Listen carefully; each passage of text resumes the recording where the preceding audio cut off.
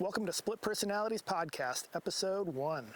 I'm Corbin Martin, the producer, camera guy, sound guy, and occasionally I jump in and co-host. For this episode, we've got Mike Wigley hosting, and our first guest is Garrett Warnick. We had an awesome day up at Kootenay Pass, shredding some deep November pow, and had some great conversations and just a wicked day all around. This is a new project for me. First episode, I'm still kind of figuring everything out, so I had some technical issues, had some cameras dying, some batteries dying, and then right at the end of the day, our last microphone battery died kind of mid-conversation, so the episode ends a bit abruptly, but I hope you'll excuse my technical issues because it's pretty tough recording a podcast while you're breaking trail up a mountain, but the conversation was super awesome. It's organic and real out there on the skin track, and I hope that shows through. So enjoy episode number 1. And let's kick it off, Garrett. Where are you hailing from? Nice, dude. Super excited to be here with you guys. This pre-season snow is such a blessing too. Super excited to be back on snow. Feels really special after taking the summer off. But yeah, I've been in Nelson for almost 4 winters now. This will be my 4th winter coming up, and before that I was living down in Bend, Oregon, and had the pleasure to come up to Nelson a few times and snowboard with Justin Hosenick while I was doing Absinthe, and kind of fell in love with Nelson. The town was just a special place, and the snow quality in the area is kind of better than anywhere else I'd ever been. Mm-hmm. So it was an easy decision to try to make Nelson home. Sick. And what would you say was like the most alluring thing to Nelson? Like the snow, we have good snow, we have good vibe in the town and whatnot. Was it just the overall appearance, or? A little bit of everything. I mean, from a snow aspect, I think it stays good in Nelson longer than anywhere else I've been. Like even if it doesn't snow, conditions usually stay cold enough where the snow just stays good, and you can go out 2 weeks after it snowed and find thigh deep powder. And that's pretty amazing. I guess that's probably a reason why you get so much work in the area as well. It's a pretty, so for myself, I work as a guide in the area, and we have tons of operations to work out of. Lots of great opportunity in that way. Let's talk about filming with Justin and Absinthe Films. What was that like? That was super cool. That was kind of my first break with a major movie project, and at the time I was early 20s, 21 from my Absinthe years, so I just felt like I was really grateful to be around people like J-Rob, Manuel, Dabari, Mueller, and Justin, and try to absorb as much information as I could. Mm-hmm. And getting to watch those guys snowboard firsthand definitely shaped my snowboarding experience and how I wanted to kind of snowboard in the mountains, just seeing how everybody was able to interpret the terrain a little differently. Yeah. And make something unique and creative happen in all these places.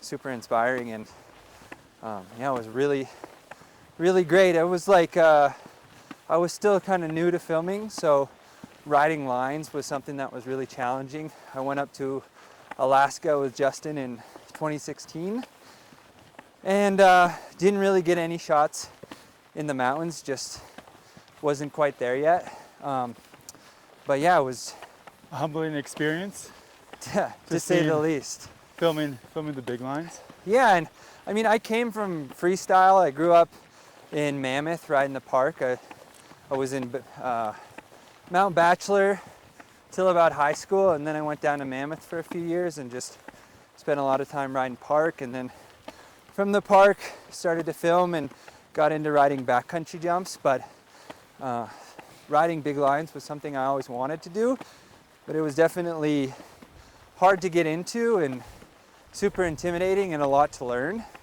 So it's been fun sort of switching focus from riding backcountry jumps to trying to ride more big mountain freestyle lines the last few years, and trying to learn all the stuff that comes with it, because as you know, it's a never-ending game of learning. Yes.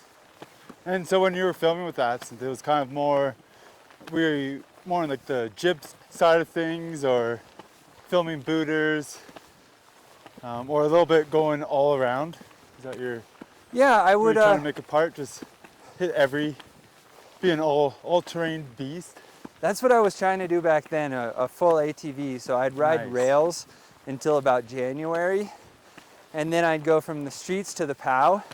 But just the skill set that I had, if I wanted to get a shot, especially like going out with Justin, you know, unless you do something really great, it's not going to end up in the movie. Yeah. Especially back then, there was a really high quality of riding. So just finding features that suited my strengths, and I could actually get a shot on, was usually a powder jump. And I was around people that were riding lines, but definitely being able to plan a line, being in control of your slough. If you're filming, you probably only have 1 or 2 chances, and it's a lot of energy to make happen. I bet. So it was just a little bit out of reach at that time, but now that I've gotten more into splitboarding, and since I got on Jones a few years ago, Yep. it's been really fun to kind of start looking at the mountains in a different way.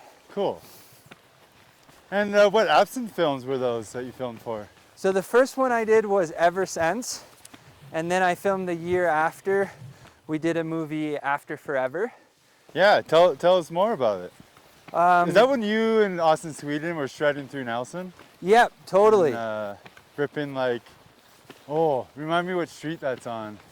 I Is forget it this. Latimer, or is it? It's right next to Stanley. But yeah, that was a special year. Actually, Justin had a deal with the town of Nelson where they kind of gave us the green light to ride some street spots. Oh, no way. And that street, Gigi had rode back in an old Absinthe film and got a clip there. So His marks are still on the pole. yeah, it was me, my buddy Jagger, and Austin, and we had a really fun day. And then from there, we ran into JP on the streets of Nelson, and all the snow was melting and it was starting to rain, as it does in town.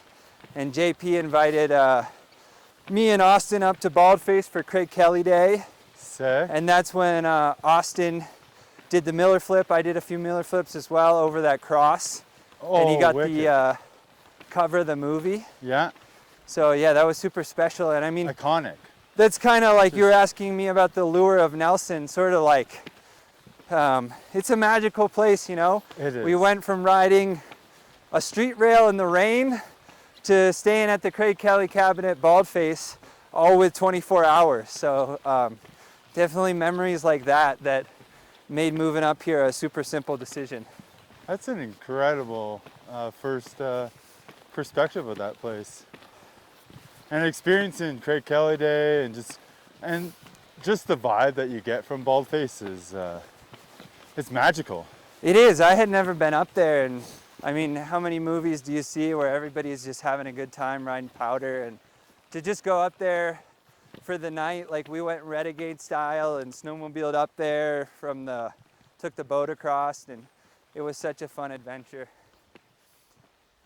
Wicked. Yeah, the trip up to Baldface is quite an adventure. So you have to go a boat across the lake, get into a truck up the sleds, then you sled up to the lodge, Yeah. and then you're there. But I felt like that was a really fun way to do it. It's Because, such a cool way. Yeah. Very unique. And then did you continue with Absinthe after that? Filming that year? After Forever, I actually, after that film, After Forever for Absinthe, I switched and I did a project called Pepper Okay. that Bodie Merrill had put together Yep. with Snowboarder Mag. And yeah, that was a really fun year as well. Still was divided between riding the streets. Yeah. I think we went to Montreal and Quebec, and then we spent a lot of time in Whistler and Pemberton. And Bodie is a good friend of mine, and being able to watch him snowboard was amazing. I mean, the stuff that I've seen him do is just absolutely insane, unthinkable. So yeah, that was a super fun year, and we went down to Japan and got to snowboard and discover Japan for the first time, which was amazing. Just totally different terrain and getting to eat hot ramen afterwards. I still haven't experienced Japan yet, so you might have to tell me a bit more about it, because I've wanted to go for so long, and mostly to experience the culture, the food, the onsen. So like, spill the beans here. What you got? Yeah, Japan was amazing. I think ramen is one of my favorite foods, so it's an easy sell for me. When I had gone for Bodhi's project, we were mostly driving a van up the roads to the passes, and then you just snowshoe from the passes. Cool. And it was really fun. The snow is so deep that you can really land flat out there, and you can kind of do some stuff that I don't think you can do anywhere else, like the giant tree pillows that form, and just, you know, that quintessential Japan terrain. So it was amazing to be out there. I was on snowshoes. I'd love to go back as a splitboarder, because I feel like it just opens up so many possibilities of where you can go and explore. Yep. But yeah, was super excited and stoked to get out there. So chatting, so mentioning that being a splitboarder, let's talk about that. When was your first day on a splitboard? Well, I think it was 4 seasons ago. Like I said, I had spent some time in Mammoth, sort of right after high school. And I met Greg Weaver, who works at Jones, and Andrew Miller I had met from a trip with Justin Hosnick.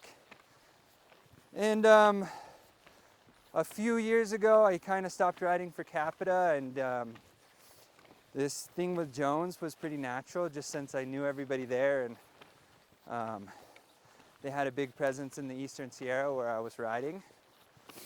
So after getting on Jones, it was a lot changed. Just I got my first splitboard and started going out, and I was going out with really amazing people who had a new perspective in the mountains that I was starting to learn. Just the amount of time you're able to spend out there, and the ground you cover, and the places that you see.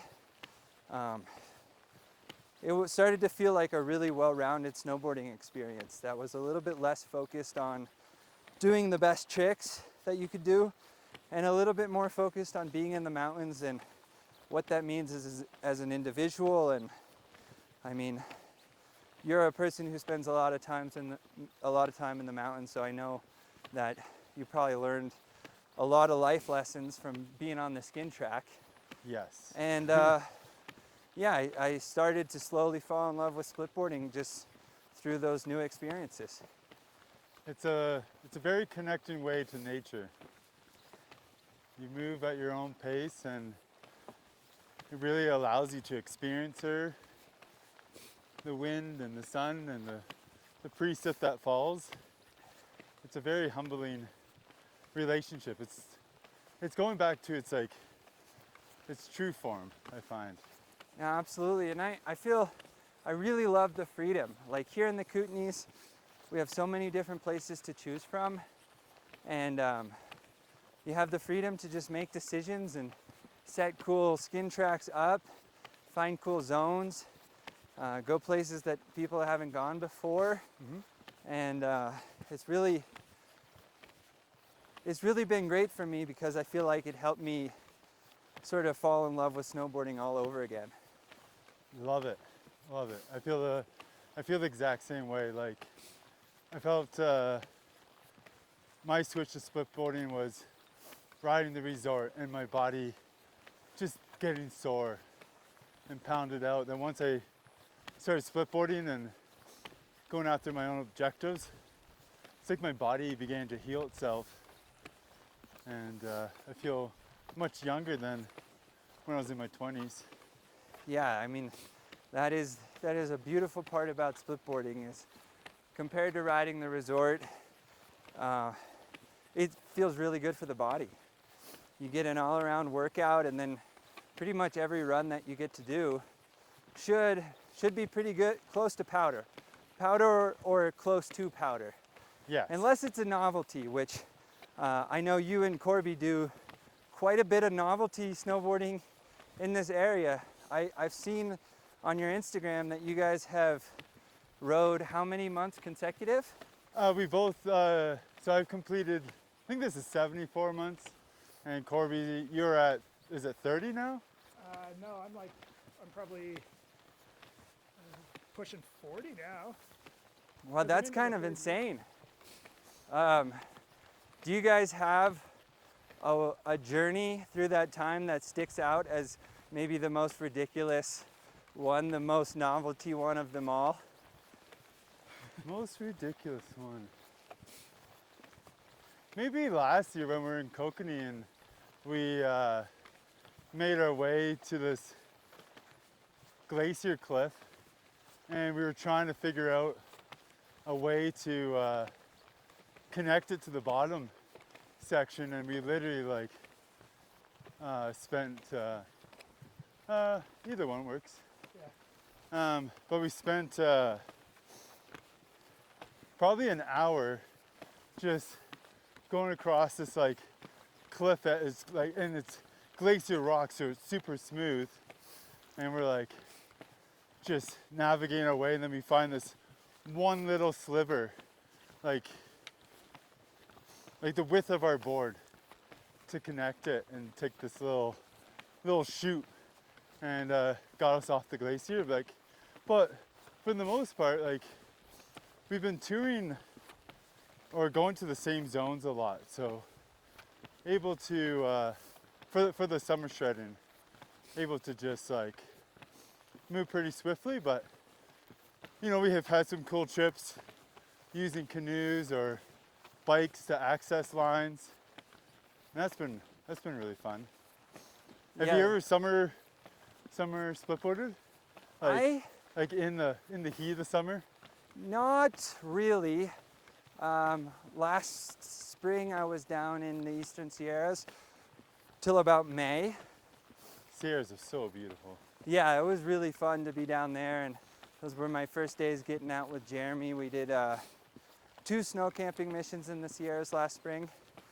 Where were you going out of, Bishop or Independence, or? We did 1 trip out of Bishop and 1 trip out of Mammoth. Cool. Really fun. Great to be out there in the springtime. I mean, camping conditions are wonderful, and travel is fairly fast and easy, and you get to ride a bunch of cool different lines.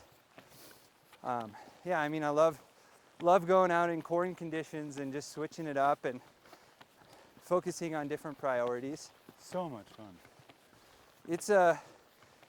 It's nice when you can ride powder and avalanches are on your mind. I mean, it's usually the case when conditions are really good and you want to ride something that you're pushing yourself.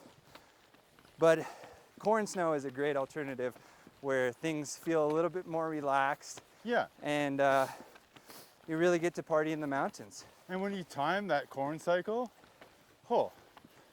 it's not it's its own category of amazingness. Don't have to compare it to powder or anything like that. But it's exactly what you're saying. It's more predictable. You can still get those nice, soft, buttery turns. And it's the sun that heats it up, so you're going to be in the sun. And the corn snow, I mean, a good corn run is up there. It is quite amazing. It's incredible.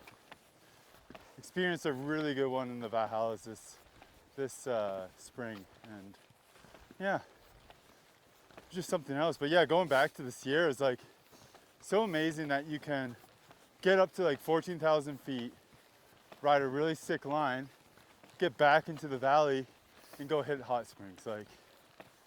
That as a ski tour splitboarder, incredible experience to be able to go and soak your body after climbing a big old peak.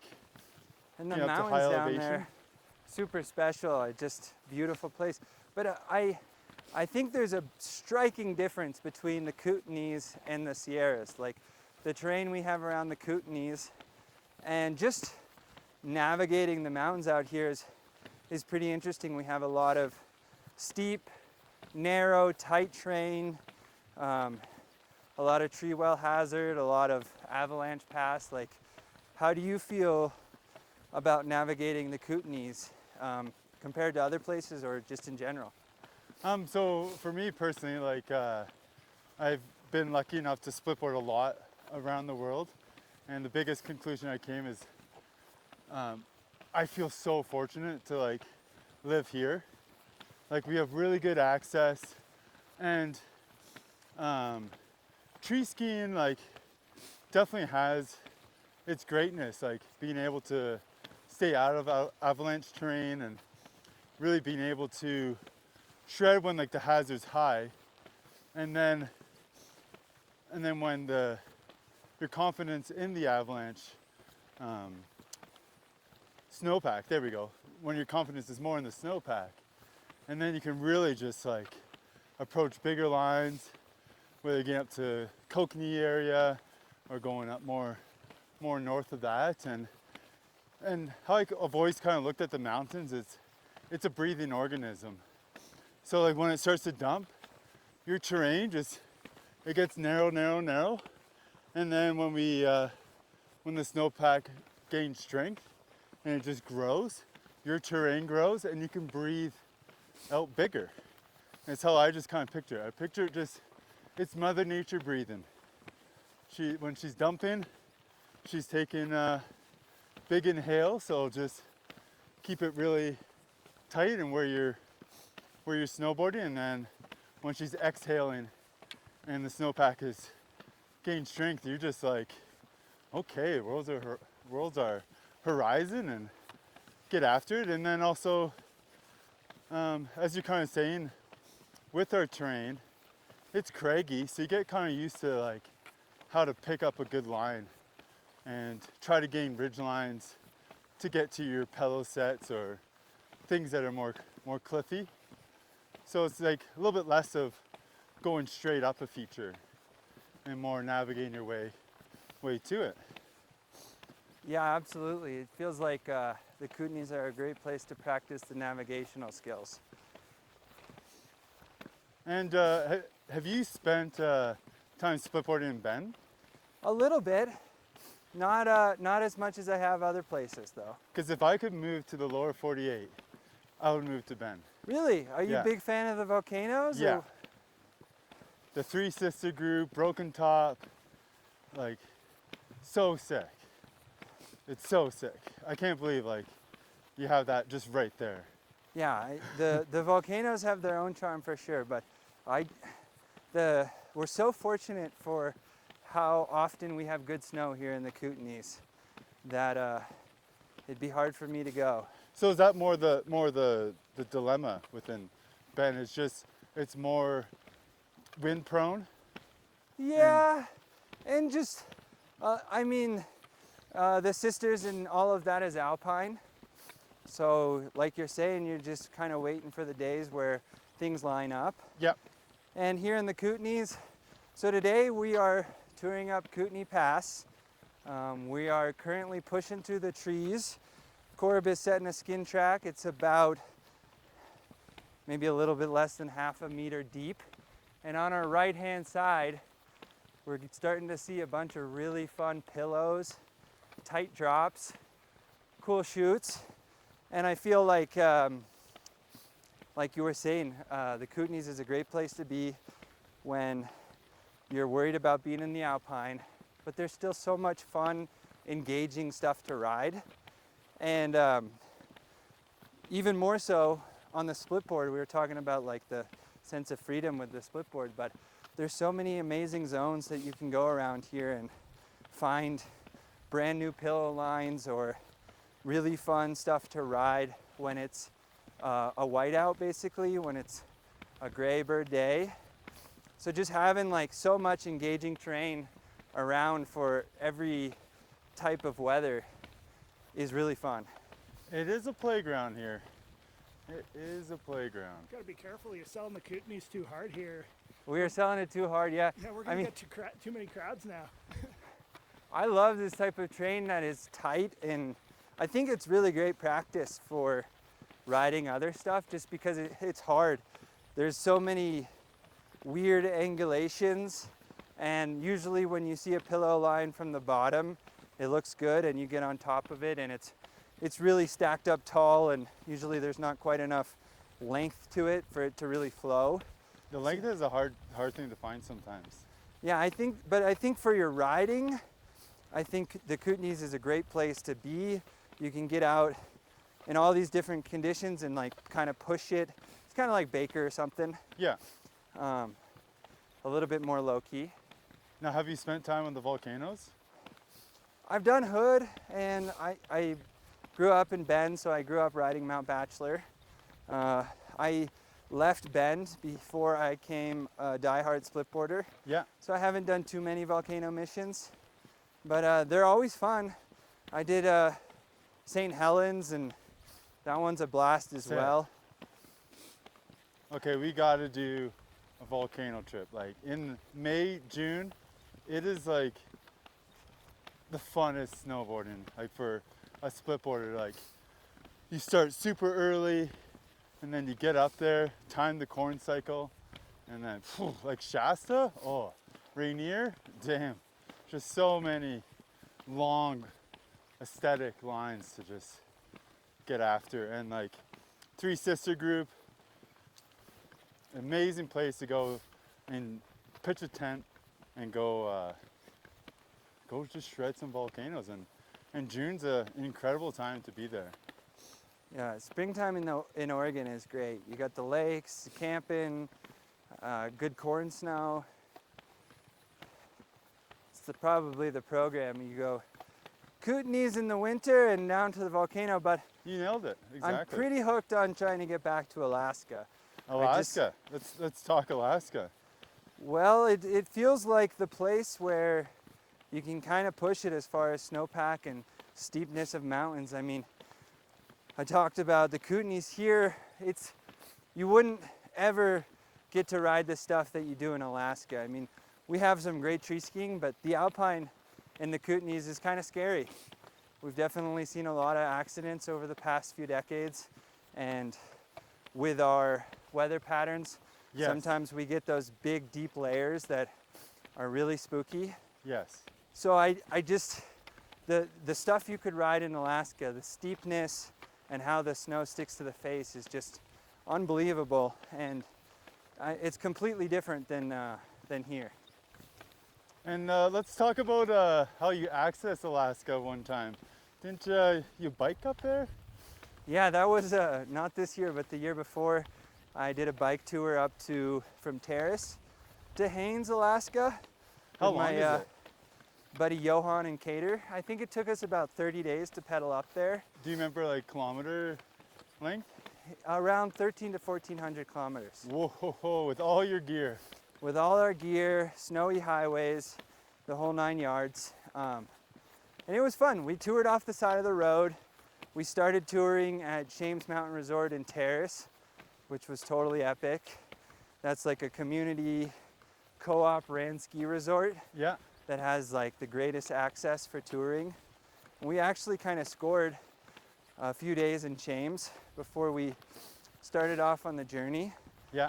which was a grueling pedal.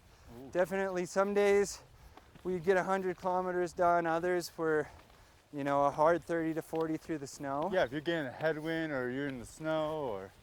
Ran into a lot of troubles, but ultimately we did make it to Haines, and once we got up there, we got a little bit skunked. We were able to get into the mountains for one overnight trip, and basically I got one really good run from that whole bike trip up experience. But it was still an amazing adventure, and I mean, just staring at the mountains pedaling through for a month was pretty memorizing. I bet. Didn't you go from like biking to lacing a double backy? Yeah, this happened for sure. We went up to Jade City, And we were trying to splitboard off the highway from the bikes. It was just tough because you're already tired and cold and wet, and you know, you're going to zones for the first time. But we stayed in Jade City for a couple of days, and we toured out of Jade City, and unfortunately the snow was not very good. It had been wind hammered, but we did find like a good pocket for a landing. So we ended up putting up a little wedge, and yeah, did a splitboard double backy and landed it, so that was fun. Sick. I remember seeing that. I was just like, how are that guy's legs like just biking and then just go? I bet you had like tree trunk legs so you could just stomp whatever you wanted. Yeah, they were pretty solid. I think that was at least 2 weeks in, and after, I'd say like after the 5th day, the legs and the butt were pretty well conditioned to being on the bike. I feel like 5 days, it helps a lot. I think today's my 5th day out splitboarding for this season, and the legs are feeling pretty good now. Sick. They're finally coming around. Did you have any problems like getting all your gear on your bicycle? Did it take some finagling to? We did have bike trailers. Oh, okay. Yep, so you just had to be a little bit selective. But I had my splitboard, tent. Me and Johan shared a tent and a stove. I think like one spare change of clothes. I brought my keyboard. Sick. So that was on the back of the trailer. Sick. I usually had a box of wine back there.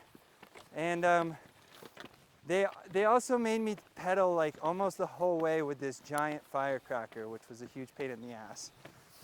But yeah, pretty much got all the gear on there, and yeah. That's awesome. Couldn't bring too much. I guess it's the same with every mission. You've just got to kind of balance your suffering to your comfort. And sometimes I'm a creature of comfort. Sometimes I'm happy to suffer a little bit more on the trail. Yep. For the comfort out there, and other times you feel like suffering a little bit more and having a easier day on the skin or bike path. I 100% agree. When I go in the backcountry, I like to bring a thermarest and then, just a sleeping pad and then a foam pad, because I like the comfort of the foam pad when I sleep. And there's also a nice seat around the camp and whatnot, but you know, a good sleep goes a long way in the backcountry. Absolutely. So comfort is key. Comfort is key. Sometimes it's really worth it. And then so you got up to Alaska and you're just able to get one line in, and then you came back this winter and you had a lot better of a season this year, right? Yeah, so 2 years ago we rode our bikes up there, and my friend Johan from Revelstoke, he had done this movie with my buddy Seb, who's a guide in Revi, and Seb Grondin, the legend. Yep. And Cater, and they paddled down the Columbia River and snowboarded off the side of it. So our bike trip was kind of a sequel to that movie, and we were obviously hoping to score, but it was mainly about the adventure, and whatever happened in Alaska was going to happen. So it was at least a blessing that I got one good run while I was there. Do we think it's going to be a film? Yeah, it'll come out eventually, sometime in life. Who knows when? Amazing. But it will come out. So our goal for the bike movie, though, was to fly out with Drake, who is the Glacier plane pilot in Haines. And unfortunately, we just didn't have a weather window that made sense. Everything was really short, and it just wasn't conducive to getting us out on the glacier. So this year, I went back with the same goal in mind, to fly with Drake onto the glacier. And last spring, when I went out in the Eastern Sierra with Jeremy, I met my friend Inaki, who's from Bariloche, Argentina. And we became good friends and shared a vision to kind of make a splitboarding web series focused on adventures. Amazing series, check it out. So we'll have to link it. Yeah, we'll link it. So we started here, and then last spring we drove up to Alaska, and we camped and snowboarded along the way, hit a few zones off the road in Blue River and Terrace on the drive up. And then this spring, after being in Alaska and camping up there and riding kind of the stuff we could reach from the side of the road, we were able to do the Glacier Plain trip out with Jason Robinson and Carver Colbeck. We got like 2 weeks out there, and it was amazing. I mean, I think we kind of touched on this before, but when I went up with Justin and Absinthe, I just wasn't comfortable enough to do what you have to do in Alaska. I mean, even if you're flying in a heli, you're probably gonna have to move around on the ridge tops. And I mean, back then, Absinthe was kind of picking the zones, and I just didn't know what was going on. There's a lot to know to kind of tap into the scene up there. So going back this year and being able to navigate through the mountains and feeling more comfortable to pick a zone. Have a good night up at the cabin. Hello. Hey there. Wicked. How's it going? Good. Oh, Good. nice. Beauty day. Are you guys coming from the cabin? Awesome. Yeah. Good day for a ski, huh? Awesome. Well, enjoy your ride out. Yeah, enjoy. Yeah. You guys too. Enjoy.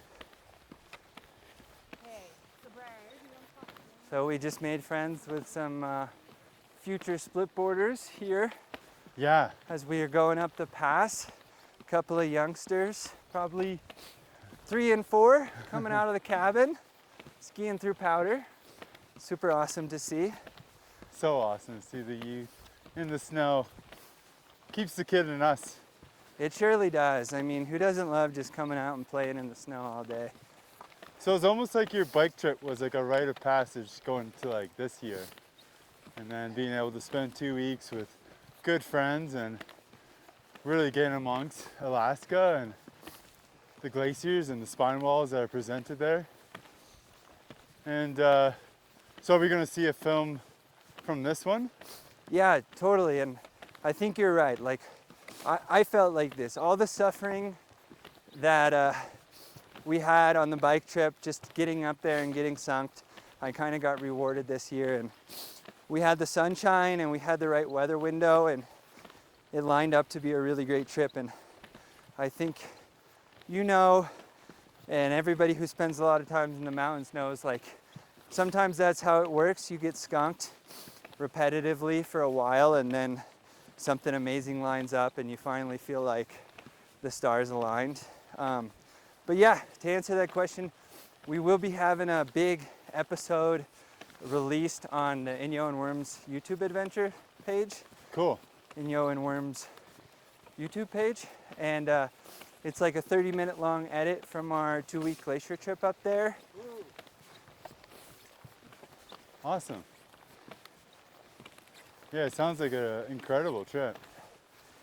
Yeah, I was really, really, really stoked to get up there and spend the time in those mountains. And yeah, I feel like it's a long process to get comfortable riding big lines. I mean, just riding them is one entire aspect, and there's another side of it, which is navigating to the top of them if you're going to do it on foot. Yeah.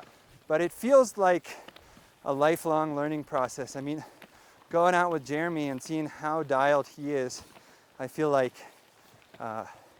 he might not be riding things as crazy as he used to, but as far as being someone who's dialed in the mountains, it just feels like every year you can pile more on and learn more. And so fluid. So fluid. And I think having the eye for terrain, both for on the way up and on the way down, and just being a good group leader, understanding snow patterns. So I'm just excited that I'm slowly trying to get my feet in the door, because I know I'll be a student of the game for a long time. Cool. So when you got out on this trip, you kind of like, you had to do your work until you could get to those bigger lines. So like, did you have like a practice kind of smaller terrain feature to kind of assess the snow, do some riding on that until you got to approach the bigger features? Yeah. Is that how the team worked it?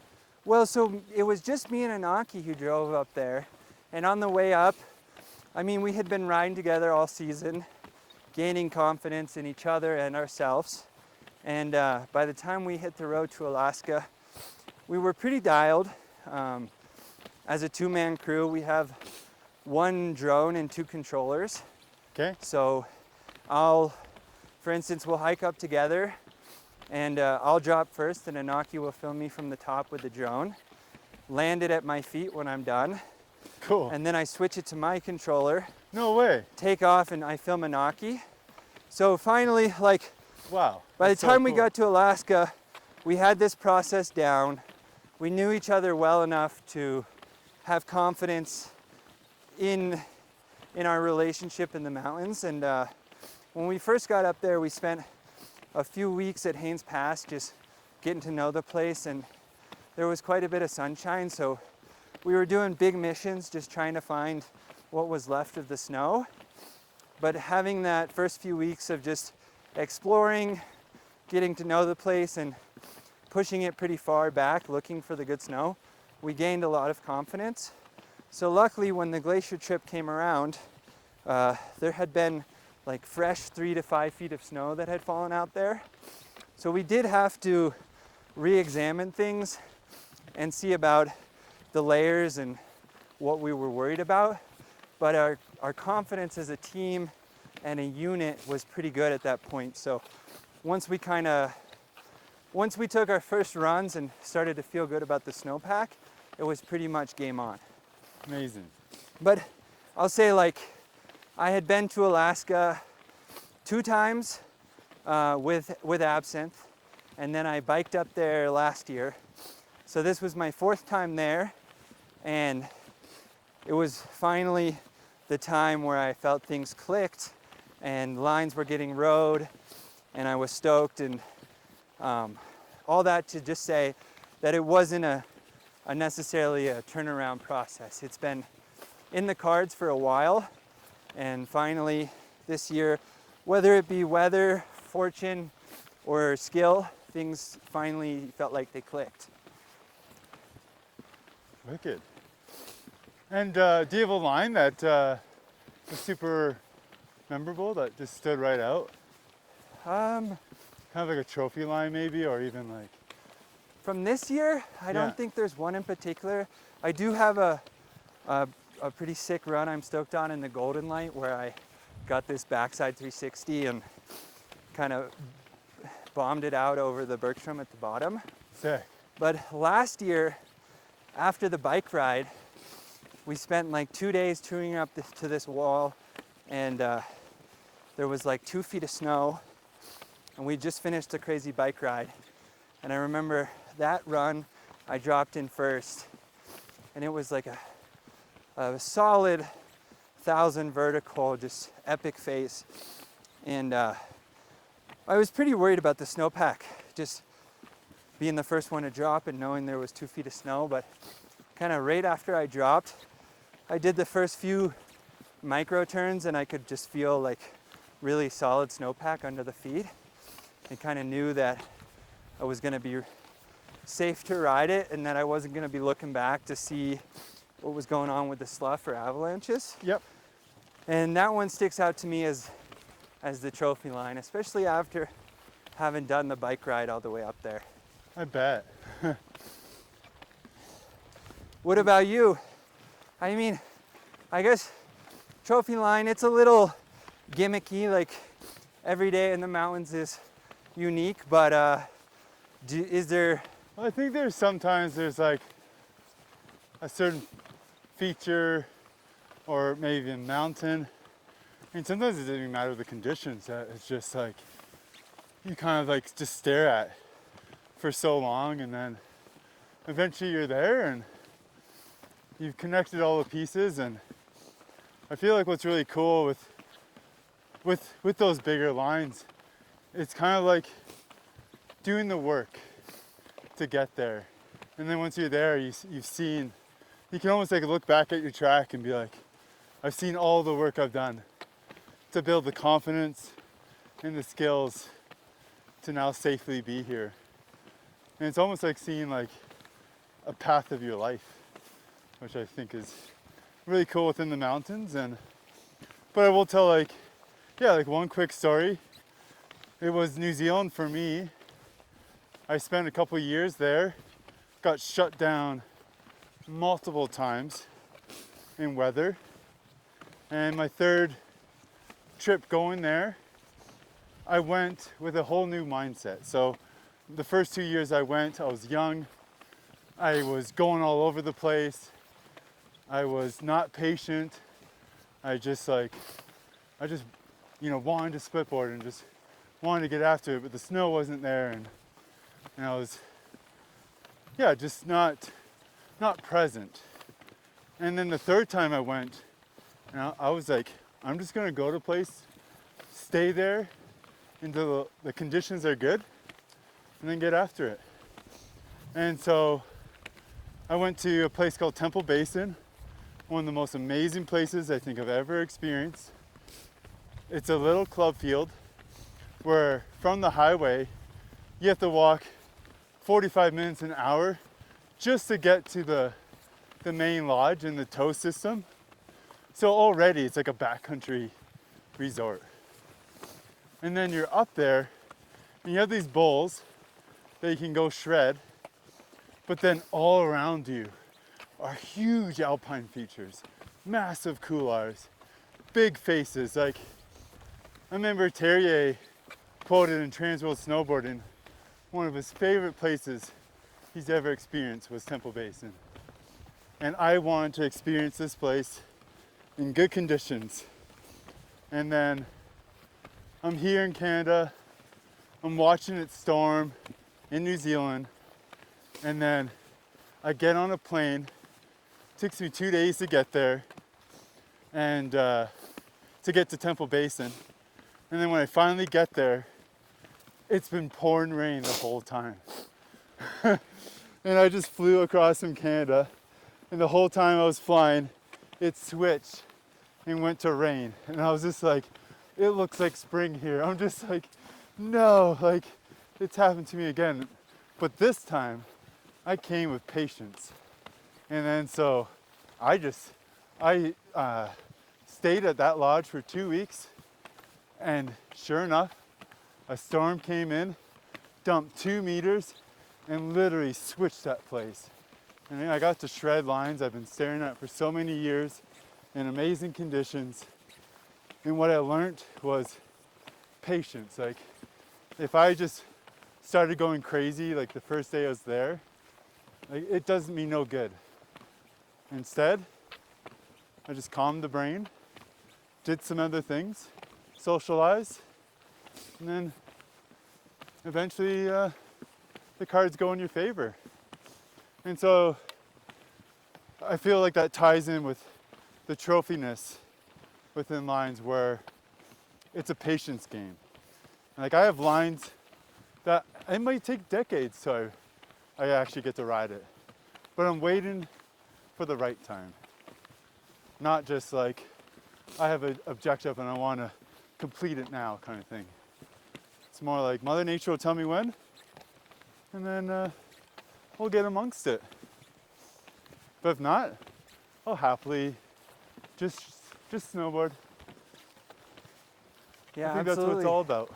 That's amazing. I'm stoked that you got to finally score that place. And I think, the more work you put into anything, it's always a sweeter outcome. And it's kind of, I think patience,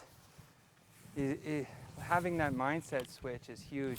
Yeah. I think that's what finally happened on my trip to AK this year. Just having gone up there with the bike ride and only having done one run, I thought to myself this year, even if I go up there and I just do one run, it'll be a success. Mm-hmm. And just taking a back seat and mixing in with the locals. Like this year, me and Anaki, basically we just camped in my tent on the side of the road for 40 days. Amazing. And we were getting salmon and king crab deliveries from the locals, who were all like curious of how we were doing as the weather would pick up. And wow, I think just kingdom right there. Diving into a place and setting yourself up and sticking around and having the time and the desire to wait, it just it's the best way to do it. And like a lot of times if you go to a place and you're aggro, either it's just not going to work out. But if you give yourself that ability to kind of take a back seat approach, I think that can be good too. I mean, Totally. there's times that you've got to take a front seat approach too, but just getting to a new place and having the time to see things through, I think, is really important. Totally. And I think also, once you get into splitboarding and more big mountain, it's like a lifetime thing. Well, like when we're younger, doing tricks and jibbing and hitting jumps, and it's more of a day-to-day kind of process. You know, you can spend that work to like learn the skills that you need. But within big mountain riding, it takes a long time to learn those skills. It's not just like you can go out one day and be like, yep, I know what's up. Yeah, I like what you just said. I feel like that's maybe insightful on my own journey, because riding a jump is very day-to-day mentality. You're just trying to get that trick. And I do think, you know, switching to a more long-term mentality just really gets you invested in what you're doing, and it's fun. 100%. Yeah, like I'm lucky enough to teach new students that get into the backcountry, and that's a big thing that I always want people to get, that understanding that once you decide to enter into the backcountry ski touring lifestyle, splitboarding, that it's a big year, lifetime process. It's like just take the time when you're new to it to learn the skills, like learn what's going on in the snow, learn your transceiver, your probe and shovel, and then the big thing is just walk in terrain and start to get a feeling of slope angles, change in aspect, and then you'll be able to broaden your horizon to more lines. I feel with the explosion in splitboarding and ski touring, like, don't want to just go after those big lines right away until you got the skills to mitigate risk and problem solve and know what to do when shit hits the fan, because it's going to eventually hit the fan. Oh, actually, speaking of that, have you had anything? Have you had shit hit the fan? You know, a lot of issues here and there, but luckily nothing that sticks out as, you know, an absolute horror story. Just knocking on the trees as I go by after I say that, for a little context here. But yeah, it's a never-ending process. I think the patience is such a virtue out here. Yes. Yeah, it's not fun. You really realize how stuck you are when a problem arises. Yeah, I can imagine. It really defines how far away you are very quickly. Even when you're really close to a highway. I've unfortunately have had to do 2 heli evacs in my backcountry recreational life. Oh no. And one of them was 16 hours and we had to spend overnight. And I could literally, it was right here in Kootenay Pass, and I could literally look at the highway. Oh my gosh. And my buddy just unfortunately broke his leg, and right above a cliff. He hit an old piece of avalanche debris under the snow, and it kind of bounced him into like a little tree. And unfortunately, it was right before the cliff he was going to go air. And yeah, but we were a lot younger, and we learned a lot from that experience, just in what to carry. And for my takeaways was bring a lot of things to keep people warm. And then just stuff to handle deadly bleeds and breaks. And if you have that with you, you can help someone out really easily, or at least make them more comfortable in a very hard situation for them to be on. If they can be warm, they're going to not go into shock, not have hypothermia. So if I'm sometimes on a bigger mission, I'll bring like a little sleeping pad with me and a tarp and a big belay jacket, and then get people nice and comfortable. And if I'm in colder conditions, like bring more insulated layers. And that's just kind of what I learned from having to spend overnight with my buddy. Yeah, that's a really gnarly situation to be in. I'm glad you guys got out of there okay. Yeah. Yeah, a lot of things you learn. I mean, I'd love to learn more about first aid. So I feel like it's one of those things that, you know, obviously once something happens, it's too late to learn, and that's probably when everybody goes like, oh, I wish I knew how to put a shoulder back in or this or that. But I'm definitely excited to continue down the road of education and pick up, and I'm excited to be out with you today. That's amazing Learn to a hear bit that more. you want to get your education further. Like Corby just finished a great wilderness first aid course carried by Mountain Med and Kootenay Backcountry Guides out here in Nelson, and they got to learn how to do a bunch of wilderness first aid out in the snow, and really great learning experience. And mountain rescue stuff too, which was cool. They tied it in with like how to build improvised shelters and like toboggans and that kind of stuff. It was a really awesome course. Learned a ton. Yeah, that's great stuff. So we're out here skinning along and almost getting to the tippity top of Old Baldy. And let's chat about, what's your setup right now? Today, Yeah, what you on? I am on a Jones Solution Split.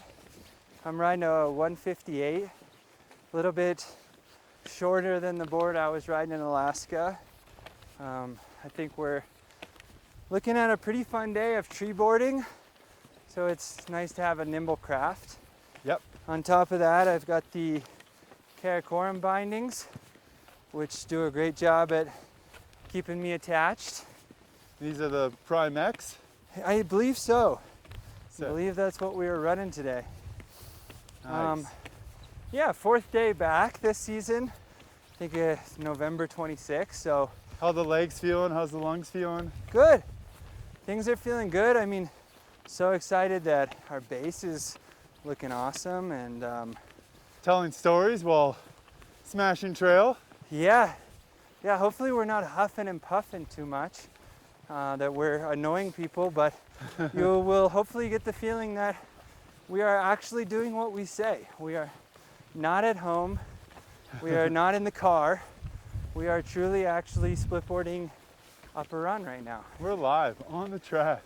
Even if you can't see us, you should believe what I'm saying. So we're just made the ridge, and we're getting this misty kind of November Bob Ross light going on. Yeah, it's the old Kootenay allure. With the ghost trees, and gotta say, ain't no place I'd rather be. It's pretty darn incredible. I love walking in the mountains. One thing that I find is great is just like when you're engaged in maybe a complex tour, you're constantly engaged throughout the whole process, from picking your route to trying to navigate safely, We broke this trail.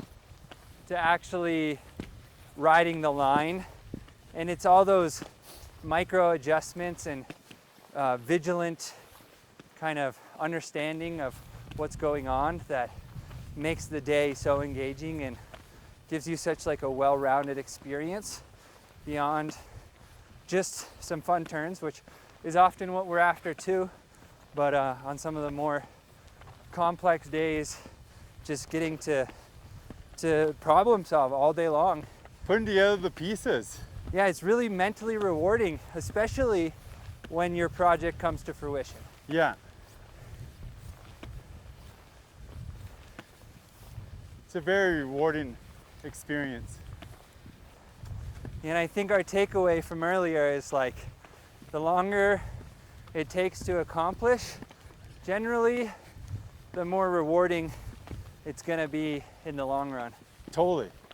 I have this one line in the Rockies. So maybe it was 3 summers ago, I was raft guiding on the Kicking Horse River, and I just stare at this peak, and it's this very demanding line in the Rockies, but it leads you to a very aesthetic 1,100 meter descent, and it's probably in the 40s, pretty sustained, and that one it's been in the mind for a while, but I'll wait till the Purcells give me the good old green light. Have you, so you haven't rode that one yet? Nope. Still on the to-do list? Yep, I just wait. I'm in no rush. I get nervous of the Purcells, so I like to give the Purcells space and time, and the Purcells kind of have the more spookier snowpack, I would say, of Western Canada. The Rockies, they kind of just get raw and you just get used to it, but the Purcells gets like kind of like the mix of like some happiness within the Selkirks, and then the jagged facets of the Rockies gets mixed in, and you can get a very, very spooky snowpack some years. Yeah, So I kind of was alluding to that earlier, like we don't have a coastal snowpack, and I feel like this region, the Alpine, can be really daunting. yeah, How have you approached riding big lines in this area? How has that process been for you? for me, I just it's all a timing thing. I get out on the same aspects, and also just literally just get my head in the snow. If I'm trying to problem solve and get onto something, and I'll spend a lot of time on Google Earth, and I'll just be looking at various reports in the surrounding area that'll give me updates, like whether it's from heli ski operations or cat ski operations, and then wait for the green light. I'm a green light waiter. I don't like to go after things like right after a storm, or I like to allow Mother Nature a little space and time, and she will always let you know when it's right or wrong. It's one thing I've came across. Yeah, If you don't listen to her is when you get spanked, and when you listen to her, you usually succeed. you have quite a few lines that you've turned around on in the area? Yep. Yeah, definitely a lot of things have taken me years. Say the Valhallas. The Valhallas have taken me a long time to get in and explore and be comfortable there. That place has, I remember planning trips, say like Seb was going to be a part of this one traverse I was planning over 5 years ago. Still haven't done it because I've just been waiting for the weather, but the big thing I've learned is not to have one objective in one place. Have multiple projects spread throughout many regions. So then when a place is on, where am I going to go? Go there. Yeah, that's smart. So we can just have a quick little look-see. So that'll be it. Riding down there. Yeah, this line's fun. And just going right towards those rocks, and they're nice little, just a little micro 150 meter kind of line, 200. Cool. And then we can then tour over here. We gain this kind of ridge. Then we can get a line over here without having to come all the way back up here. Awesome. Well, I am And then we'll come back following up the here. skin track you guys set today. But I am curious. You're a guide at Kiefer Lake Lodge, just around here at Baldface.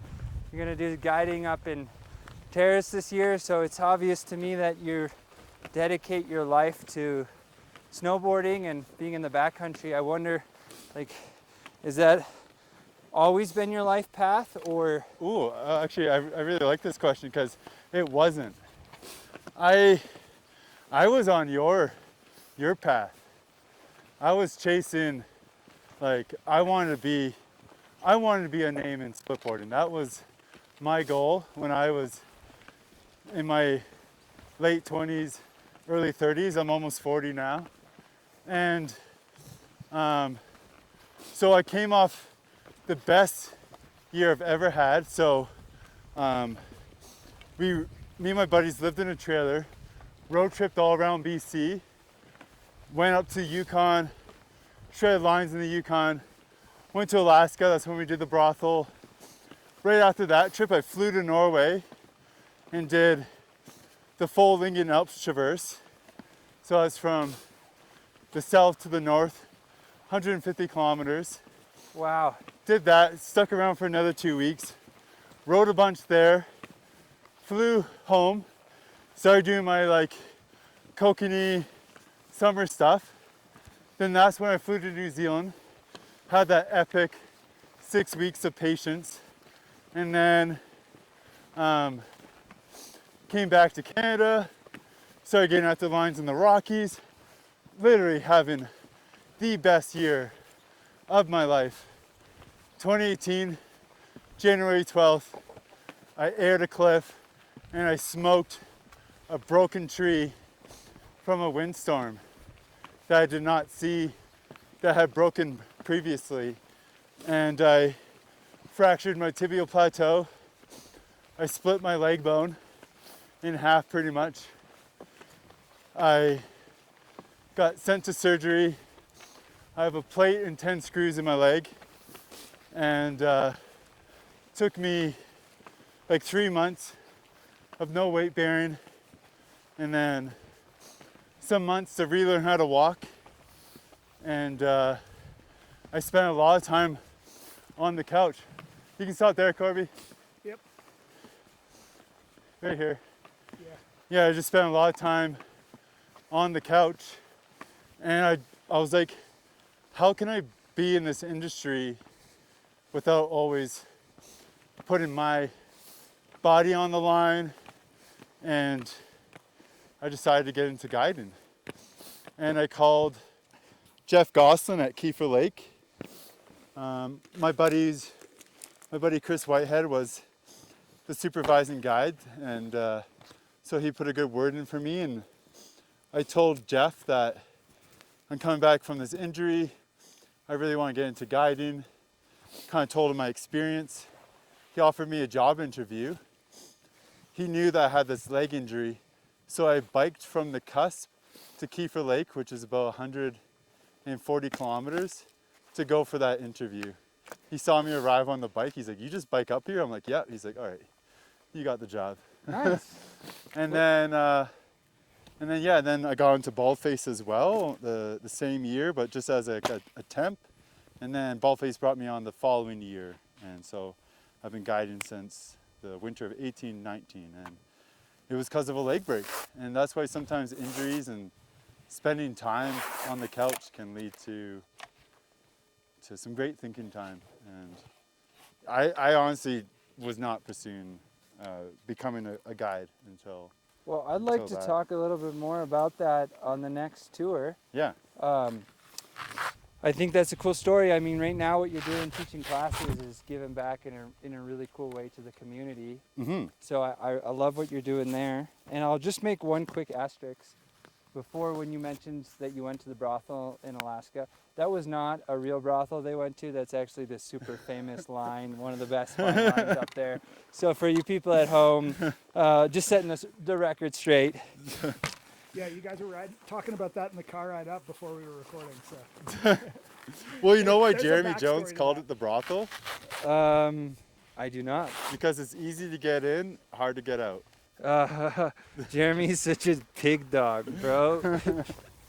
Get Well, out of here. that's what I heard. Why that line is called that. I didn't know it was a Jeremy Jones name. Yeah, he was the line. first one, but back in the day when, because it's in BC. When And they could fly on that when they were side, able yeah. to fly anywhere, yeah. Back in the day when it was like 50 Cowboy. bucks for a bump. Oh! Holy crap! This is Oh what my we God. call the glory light. Yeah. Oh yeah. That's sick. Glory light. Yee-hoo!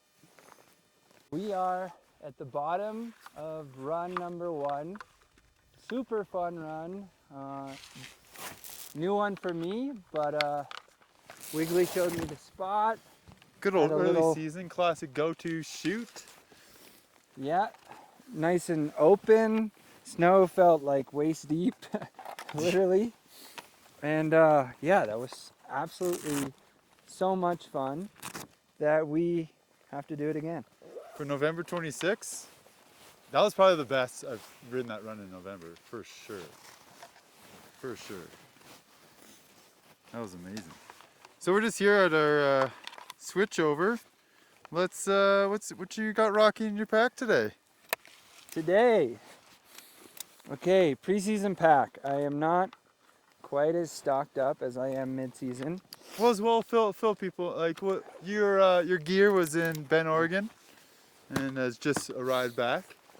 So Yeah, well, you're, let's not even go down that route. Anyways, today I got the Jones 25 liter pack. Super stoked on the backpack. Works really good. Inside this backpack, I have one probe. I also have one shovel. That's pretty standard. I am grabbing my skins now to put on. So I've got skins, I've got an extra hat, I've got my camera gear, which is just a Insta360 today. I've got a big bottle of water. I've got a smoked salmon sandwich that I've made today. Ooh. I've got a backup puffy for some extra warmth just in case, even though it's not too cold out here. And I have my Allen wrenches in case I need to do any wrenching for the Karakorums. That's what we have, the Allen wrenches. Have a little safety lighter. I got a couple of Band-Aids, and that's it today. Awesome. No radio, no inReach. We've But got that.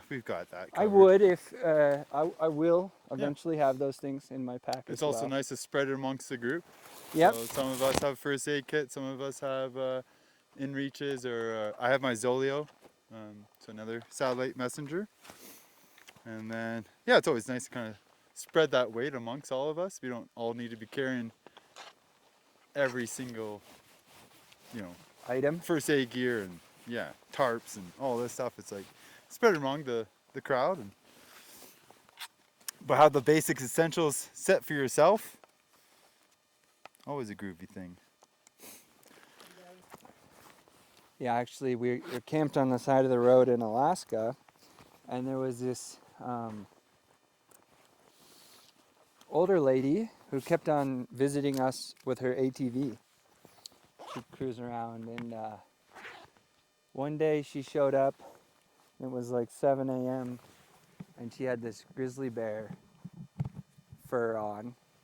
And we were just getting out of the tent, and she was like, "Oh, I'm too late. I came here to scare you guys with my grizzly bear costume," which was crazy.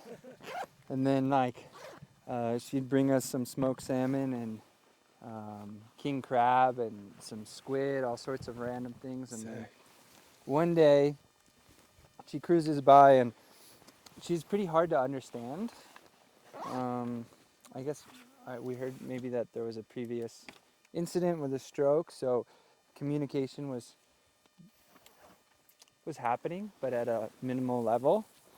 And she's like, will you guys help me with something? And I guess she had like this big bear stand in the woods. Anyways, we just thought it'd be nice to help, and we went on this crazy adventure just like right out of the tent one morning with her ATV. She had like this crazy ATV with a big gun and a big dog like yours on the back. Yeah.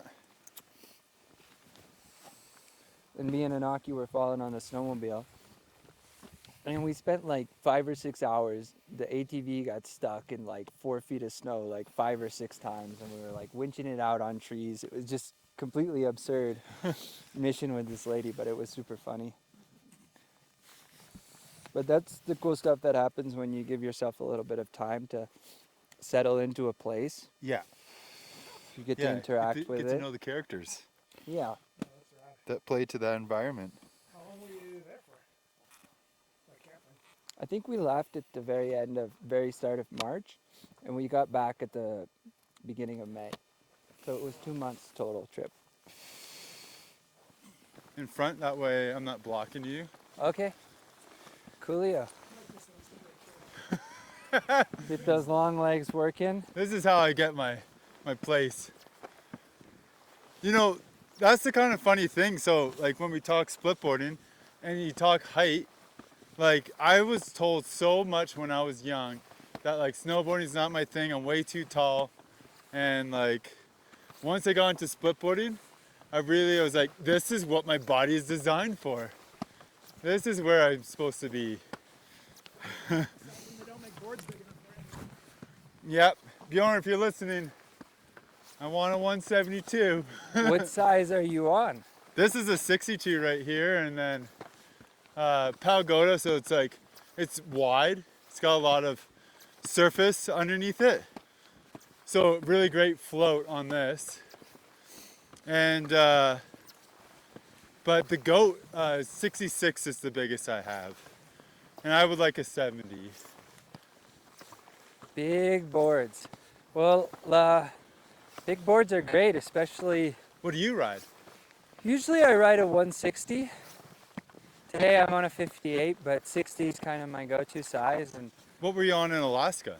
a 160. Yeah? 160 hovercraft, yeah. Yeah, it's a rad board, really good at kind of charging and floating, so felt comfortable up there. And the hovercraft is your main go-to board? Yeah, definitely love the feel of the hovercraft. I end up riding it mostly just for that reason. What else is in the quiver? I do have a Solution, and I rode the Stratos a bit as well last year. Cool. So those boards are a little bit more well-rounded if conditions maybe are tricky, but I honestly feel so good on the hovercraft that I was rarely switching it up. Yeah, when you get a good floaty board and you get really used to it and nice and nimble, it really makes it more predictable when you're going down a mountain, and then also seeing what you're doing on a hovercraft is quite jaw-dropping, really. Like, you always bust seeing 3s or 7s, or like you've done some switch as well, right? Like landing switch on the hovercraft, rather like doing some 5s and how's it feel riding switch on that board? Yeah, I try not to let it deter me from trying to go backwards from time to time.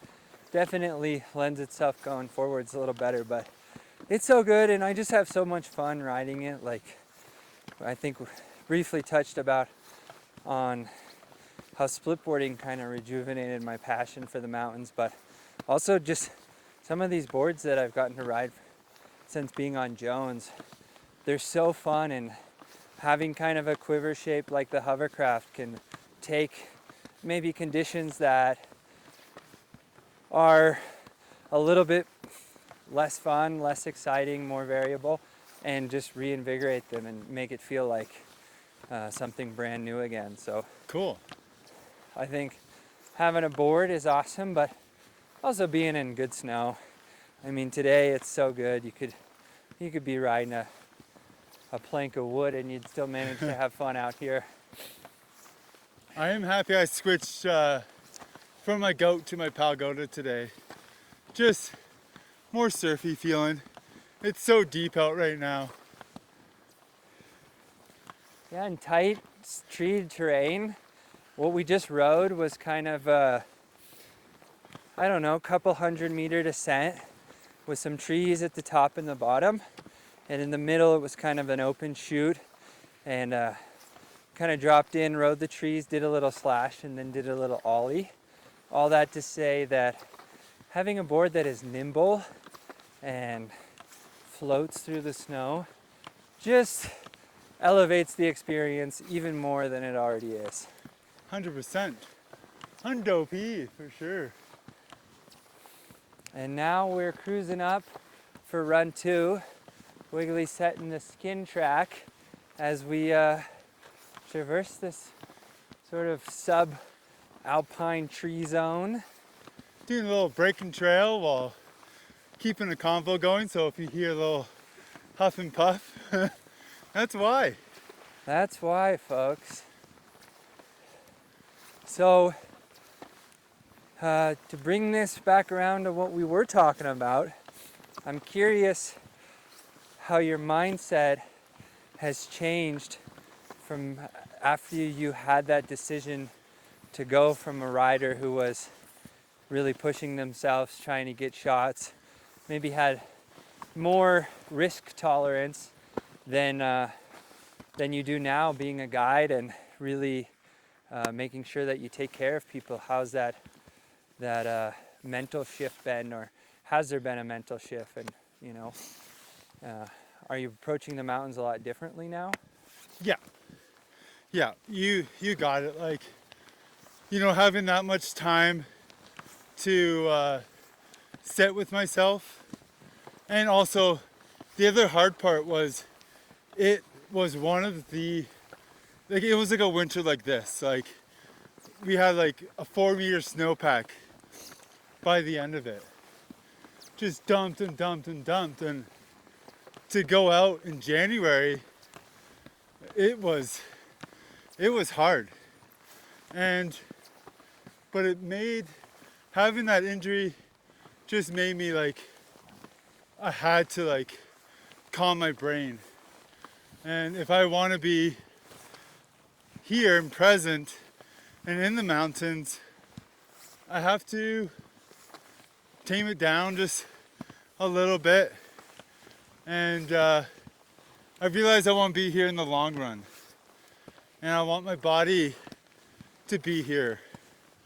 And when I was younger, I think I maybe took advantage of myself and would just kind of beat my body in. But then also experiencing injuries has also made me more, what would be the word? Have more empathy for people. And also, when an injury does happen to a client, I can kind of get in their head and help them. But also, it kind of allowed me to assess risk and when is right and when is wrong, kind of thing. And there is a right time to do things. It doesn't mean I'm necessarily taking a step back from whether it be big mountain riding or wanting to push my snowboarding. It's more taking that calculated risk and just and kind of mentioned before that I look at it in years now. Not this is what I want to do this year. It's more this is what I want to do. And eventually I'll do it, but I don't know when. Yeah, that's good to have a long time frame. I feel like when you're filming snowboarding, there's always some pressure to perform within some time frame. So maybe you do put yourself in a little bit more risk adverse places, just knowing how badly you want a project to be successful, or even as we've talked about, making several trips over to New Zealand or Alaska. Like, it's a lot of time and energy and resources, and of course it's a blessing to go, but sometimes that can lead towards the mindset of getting really hungry. I know that's something that I deal with, is I want to make these things happen so bad that I am often led by that determination factor, maybe more than I should be. Do you ever feel you've been led, like when you feel that, like wanting to produce a shot or produce a segment or even just doing something for yourself, have you found yourself gone to a tricky spot where you're like, maybe I've gone too far now?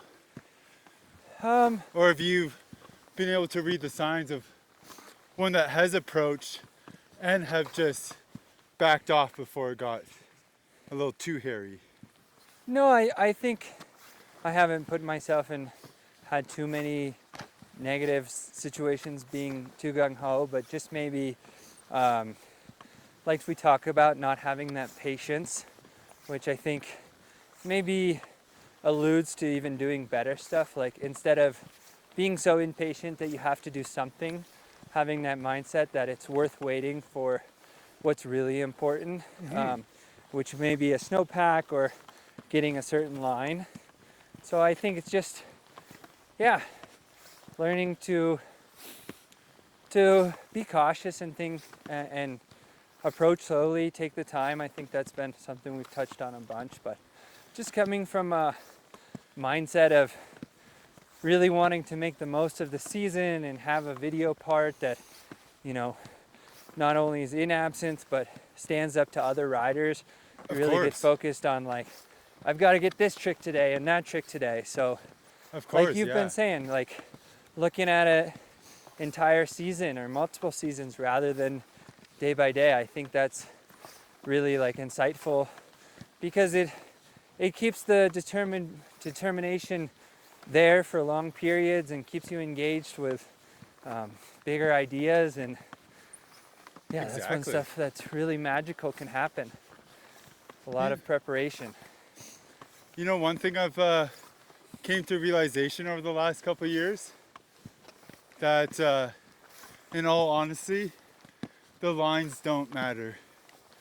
Like, I felt I was so hyper focused on riding certain lines, and just because of whether it be adrenaline rush or to kind of gain more momentum in my splitboard career.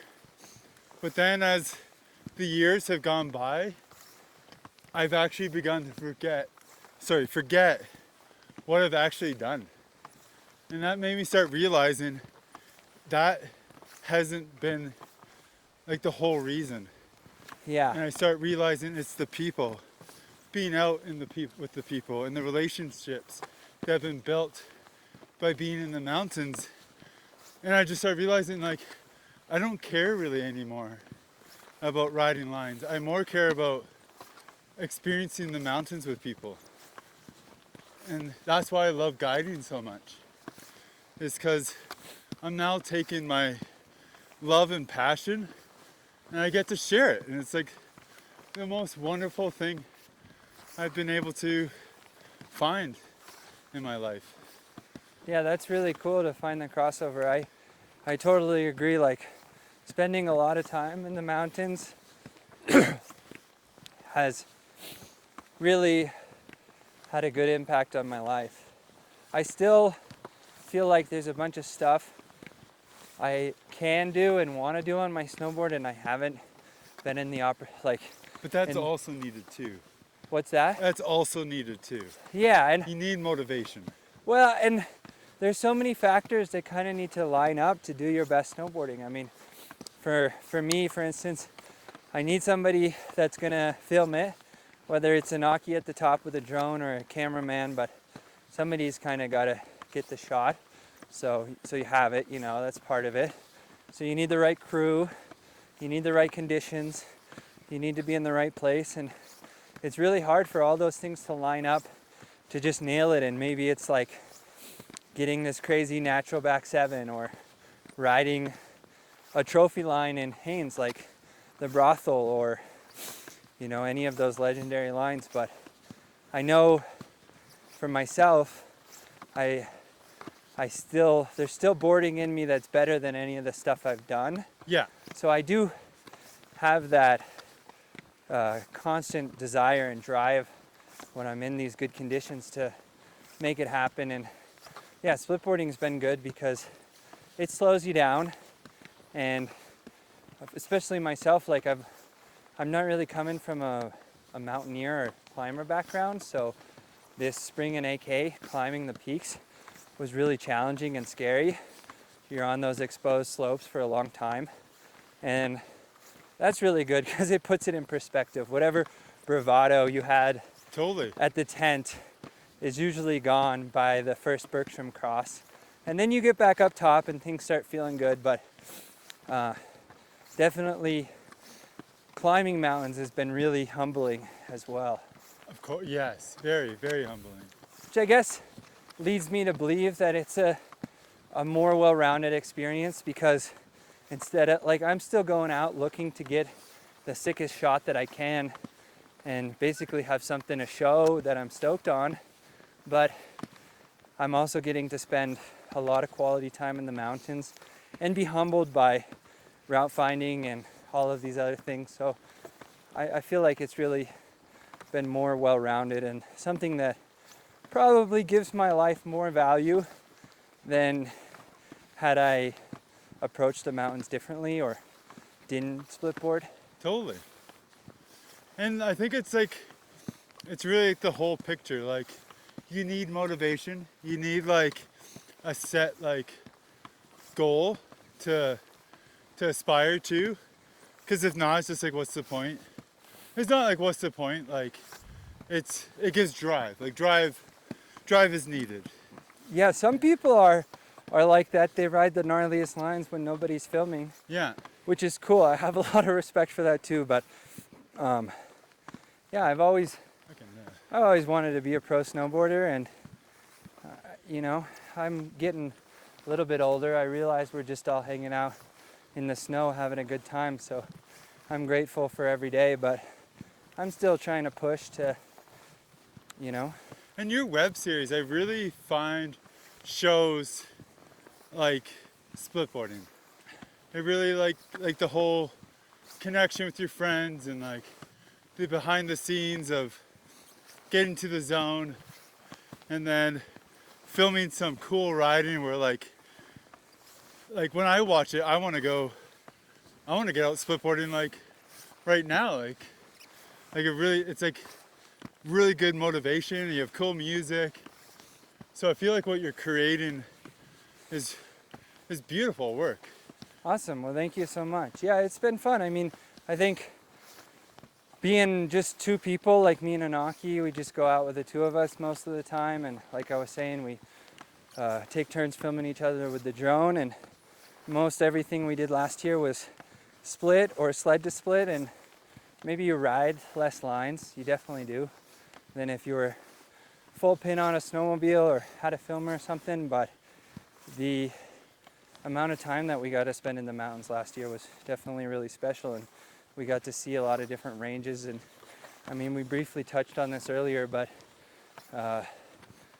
you can either get more money or you can travel cheaply, and splitboarding is usually a pretty affordable way to see new places. Yep. And if you don't mind sleeping in a tent, you can get away with quite a bit on a fair few pennies and make the most out of it.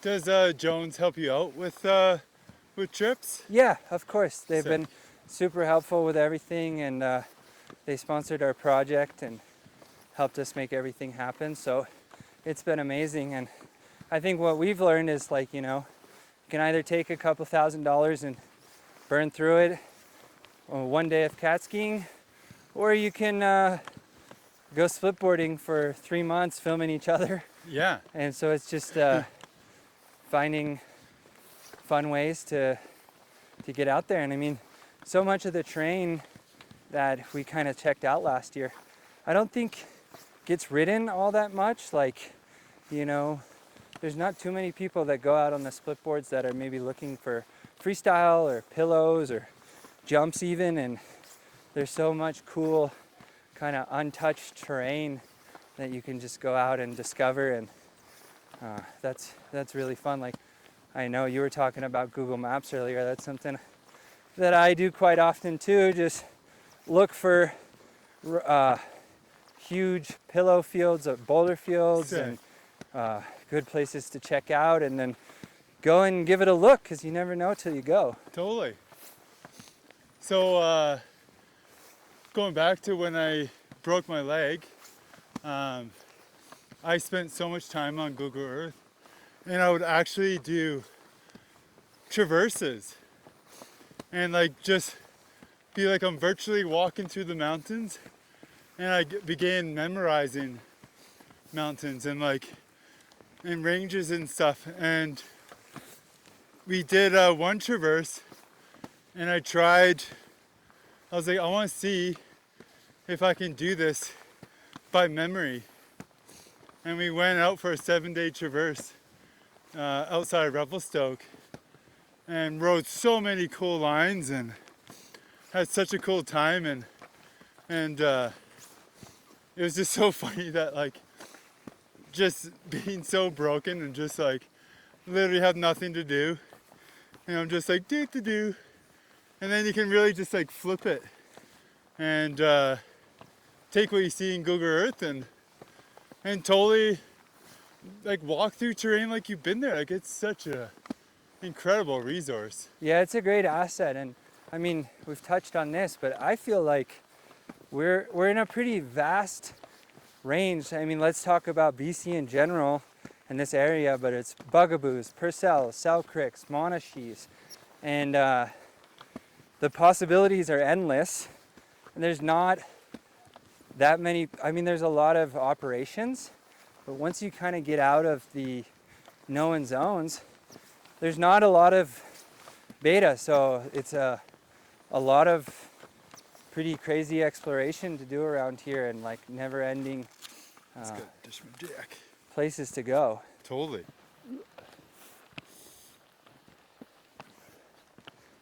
Do you have any trips, like dream trips? Like places you would like to go and splitboard? I think back to Alaska. Just seems like the place to go for the big steep stuff. Yeah. So that's definitely on the list for this year. Maybe try to drive up there again. But other than that, probably staying in North America, making the most out of things and trying to follow the snow. Cool. Looking with how things are going, hopefully I'll be around the Kootenays quite a bit, but you never know. You never know. Yeah, I feel like with the winter, it's good to, I mean, if you want good snow, it's good to be flexible because you never know. You never know. Usually, I feel like within 500 kilometers of Nelson, you should probably be able to find some decent snow. Oh yeah, you got 3 ranges you can go access. Unless we have one of those like warming events and then it freezes and it ices up to the top, which happens and can be a real shock to the system.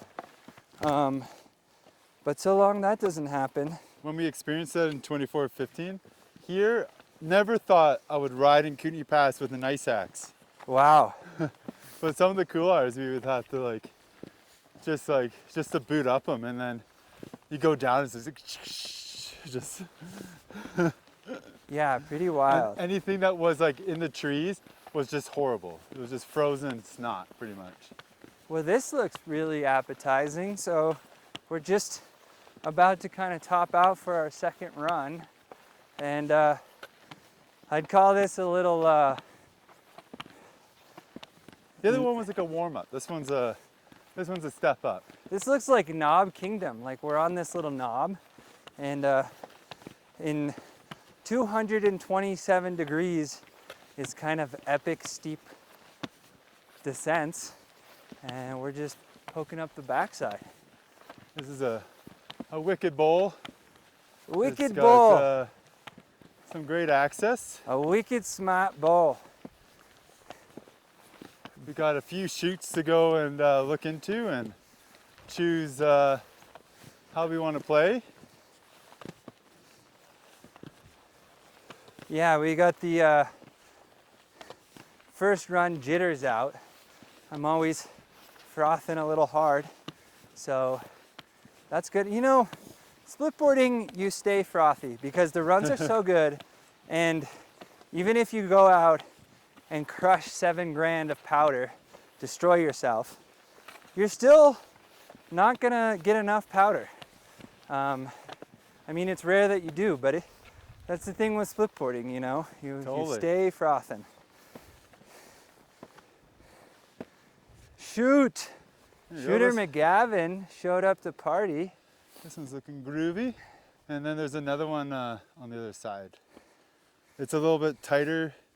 It's got like tight entrance into it. It might not be in yet.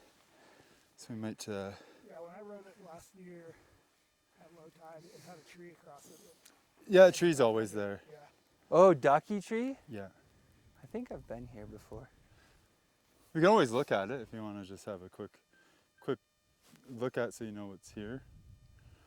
But this one will be awesome. Good tread, and you can like, it hooks at the left, and you can also just like carry right through, and then there's like little small Christmas trees you can ride through that Sweet. tree band. Sweet! And then this ends up in the pillow field. Just sick. Yeah, cool. We're gonna get you set up so you can just air off of this for our entertainment. Yeah. Some small flutes in there. Maybe a little quick rock ride. Should we make this our transition? Yeah, we can transition here. Yeah, for sure. Okay, so there you have it. We are transitioning for the second time today. Round 2. Round 2. Hoi. Okay, so we are what? We are putting on our split boards For round 4. ski tour mode to go up for our 4th lap of the day. Call us greedy if you want to. We just arrived here at the bottom from an epic little shorter, maybe couple 100-meter pitch of a run, 200-meter run. which was really epically fun. And we've got one last idea for the day, a nice little run to end it up on that we're just gonna start mingling towards. Start moseying up for our last little cool hour of the day. So, where are you from? Where am I from? Yeah, where are you from? I'm from Ontario. Ontario. yeah. Isn't everybody in Canada Yeah. from Ontario? From just outside from Toronto. Okay. Blue Mountain. No, I went only to Blue Mountain once. I grew up on garbage dump hills, like Dagmar, Lake Ridge. Okay, I went to one out there, Louis or something with the whales. No way! Like What's that one? what were you doing there?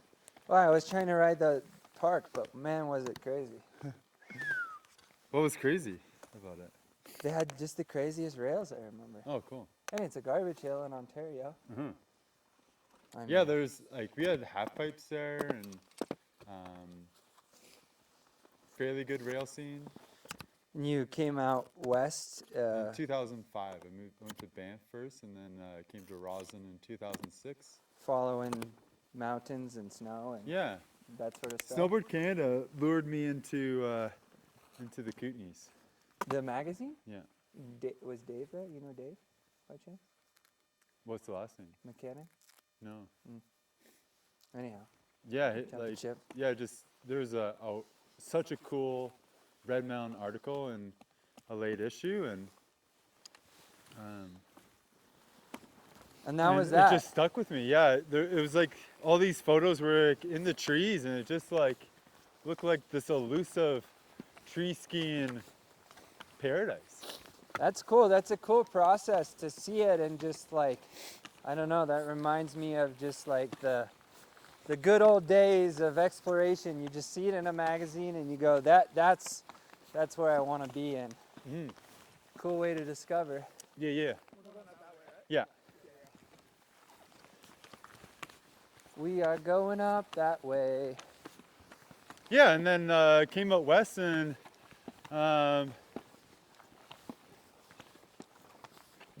moved to the Kootenay 2006 and pretty much have been here ever since. I did a little bit of time in Golden and Revelstoke, but pretty much the Kootenays have been home.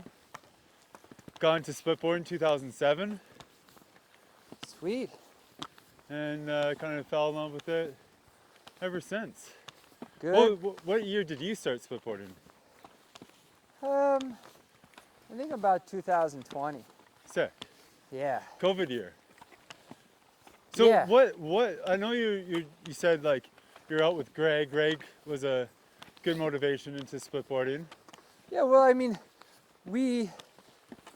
like my whole time in Absinthe, we spent a lot of time in the backcountry, but it was always either off the ski resorts in Europe, which was amazing. Super cool to be able to do that.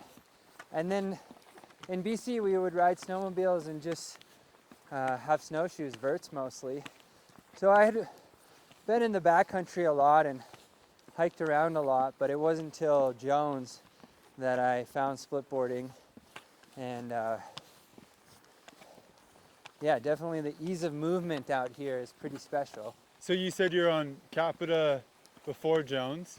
Yeah, that was kind of through Absinthe, and then that kind of fell through, and getting on Jones happened really naturally, just having the guys in the Eastern Sierra and myself being in Mammoth quite a bit and knowing a lot of the people that worked there. And then since I've been with the team, it's been like a really amazing chapter in my journey in snowboarding, just like getting to go out with Jeremy and Harry Kearney and Anaki and Let's Clark. hear about that actually. What's it like shredding with Jeremy? Yeah, From being a mentor and just like and just shredding with him. Like I bet you could just learn so much just by observing. yeah, totally. Jeremy is the absolute master. We've gone out only a handful of times, a couple of camping missions. We had a awesome day in Tahoe last year for one of our adventure episodes. Cool. But I'm still, I haven't spent so much time with him. I'm still a little nervous, Yeah, just because he's such a legend. totally. But he's great, and his approach to the mountains is like so dialed and has such a good attitude. And he's also the master of riding the sickest line in the zone, with the best snow and the best light. And just watching how he times his runs with the sun and knows like where the best snow is going to be. Definitely learned a lot of great lessons, and I think that's been the theme with the whole team. Like once I got on and started splitboarding, I've had so many great mentors, both teaching me about the backcountry and then also learning from their approach to spending time in the mountains. Cool. That it's really been impactful. Such an amazing team to learn from.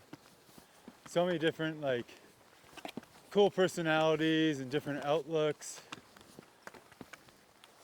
Gives you a lot of different platforms to learn from.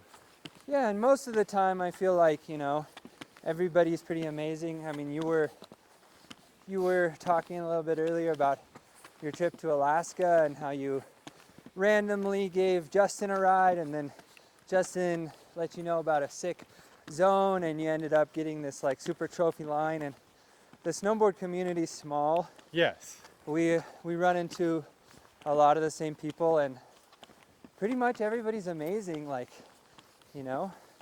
So getting to get out with all these people is pretty special.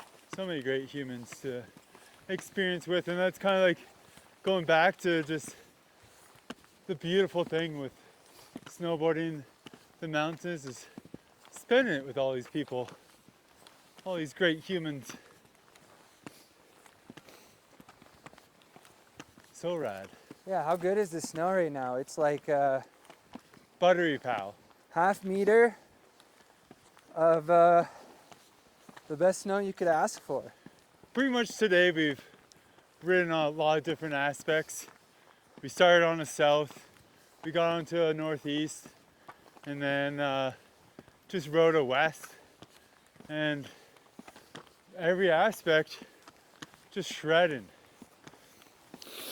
Yeah, super fun today. It's been nice because all the terrain has been a little bit different. Sort of a few shorter runs and different aspects with different features.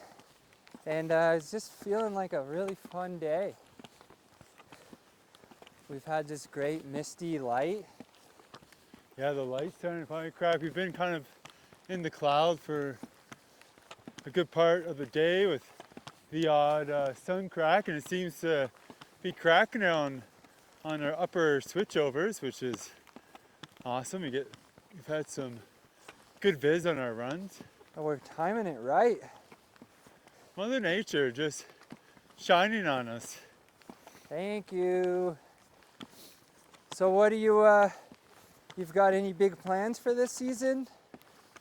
The season's just mostly focused within my guide work and just going to explore a bit, go to a new operation with Last Frontier, do a little heli skiing. I know this is a good old split board, but going to do a little heli skiing this year, a little heli boarding. And but then once the guiding season kind of wraps up, I want to get back into the Valhallas, exploring that beautiful zone, and yeah, kind of just see where life takes us. Nothing really huge in my boat, but stoked to see where you're gonna go in the Kootenays and take it. I'm really excited to see where you're gonna go with Alaska. Yeah, I'll be bothering you this season for all sorts of information. Are you still going to be doing the State of the Snowpacks? Yeah, I'll be a little bit less there, just because we kind of found last year within my guidance schedule, it was tough to be running an event while also working almost every day, and so we've brought in some other resources to help and some amazing people to kind of take the ship, which we're really hyped on. But when I get the chance, I always want to give a little updated report for people, or however I can help my ways. And then going into Alaska, you spent most of your time in Haines. Is that right, or have you spent elsewhere? Yeah, mostly in Haines. So we'll see. That could be the same this year, or we could end up trying to go more towards Anchorage. Yeah. But I guess we'll see where the snow falls. Totally. Get out to maybe Valdez or. Yeah, I've never checked it out. I'd love to see some other zones as well, but yeah, we'll see. I'm excited to see where the season takes me, and hopefully keep snowing like it has been. And then speaking about people, humans, what do you think makes a good ski touring or splitboarding partner? Oh, well, they have to be able to put up with me. I think that's the criteria number one.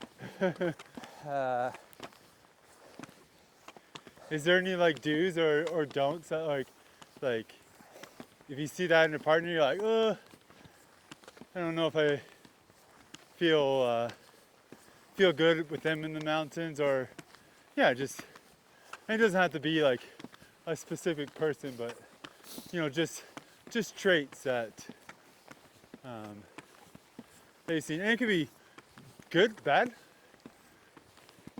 Yeah, I think like, I guess, yeah, I don't know.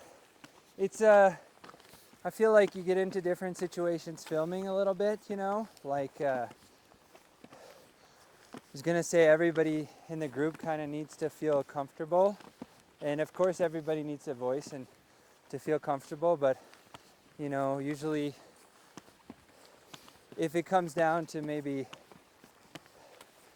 skills, I think everybody should be kind of apt, you know, and probably would be in a filming situation. Yeah. But I found a great partner with Anaki. It's been super good going out with him.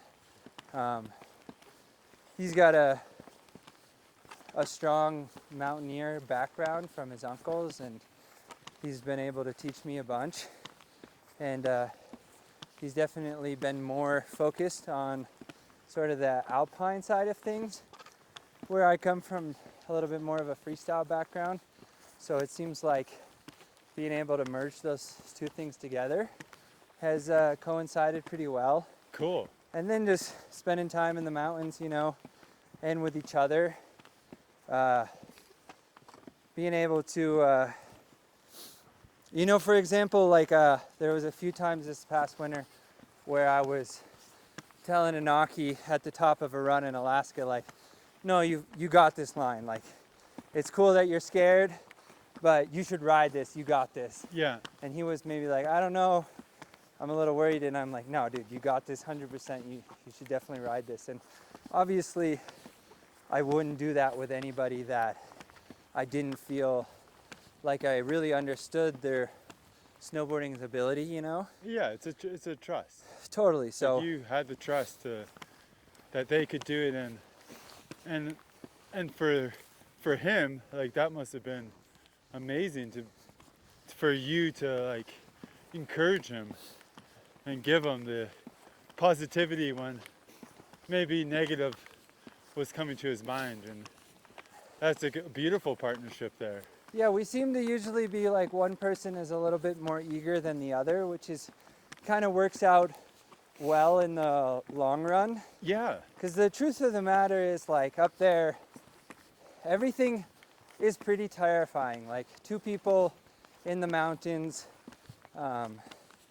steep runs, a lot of uncertainty. Like, there's definitely a lot of stuff we rode that wasn't high consequence, but most of the time, by the time you actually get on top of the line, you're pretty scared, I find. Cool. Yeah. Yeah. Which is good. So it's easy to, you know, digress or maybe try to rethink things, but it's good to build relationships with people and make sure they can influence your riding in a positive way. Totally. Did you find with your partnership that like you two could kind of read each other? Like, you know, maybe what he was thinking, and he probably knew what you're thinking.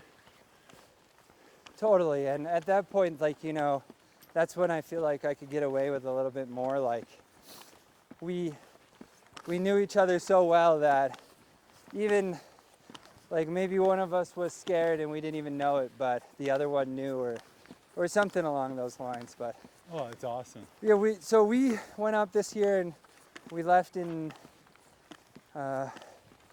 late February, and I think we drove home in May, on May 2nd. Yeah. So 2 full months, and the whole time we were just sleeping in a tent on the side of the road. And we were going out filming these YouTube series, and then we'd go back to the tent on the side of the road, flick on the generator and try to edit it. Yeah. So it was was a big mission, and of course sleeping in the tent for 40. What kind of car were you driving? My little Tacoma with the sled in the back. Yeah, so we were loaded up. It was like gypsy camp, That's crazy. and it was a lot of time together. But you know, it's good. It's good because you know what's going on. You know, Yeah. like they won't be able to hide anything from you, and I wouldn't be able to hide anything from him. So it's good.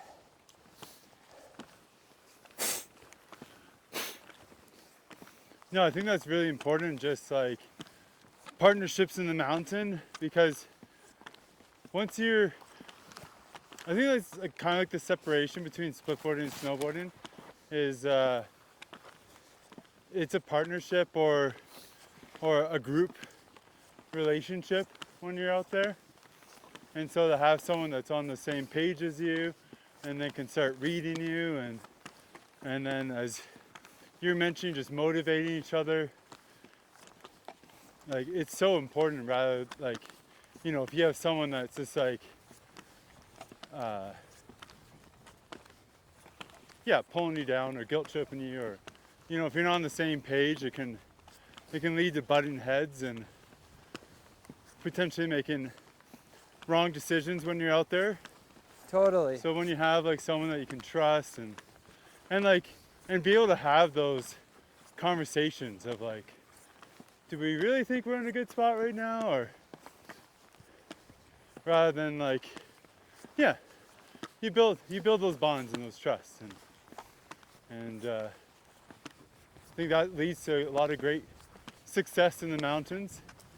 You can always kind of see like, you know, people that shred together and they get to accomplish so much because they just feed off each other almost.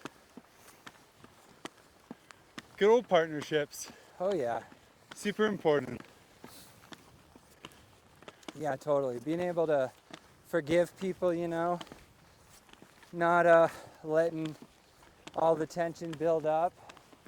But yeah, it's just like life, just navigating the waters, I guess. Yes.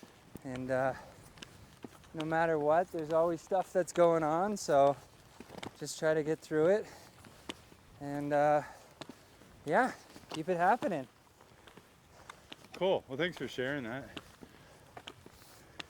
I always like to hear kind of perspectives within ski touring partners, and like have you ever had times like, you know, like with, you know, blowing up on someone out in the backcountry or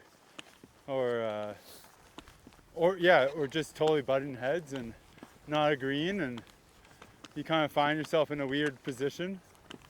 Have you ever found yourself in that, or? I think I've seen like a fair share of conflict filming like snowboard videos, especially when maybe like people don't know each other, or they don't know the filmer, or there's a difference of opinion there and they haven't worked with each other before. Yeah. But since I've been so fortunate, since I've started splitboarding, I've never been in a situation where we couldn't agree on the safest way to go or what we should do. And you know, maybe this winter there was I can't remember a time when me and Anaki were just like completely on different sides as far as what we should be doing. Yeah. And I mean, hopefully there's a good balance between everybody in the group. Yeah. Yeah.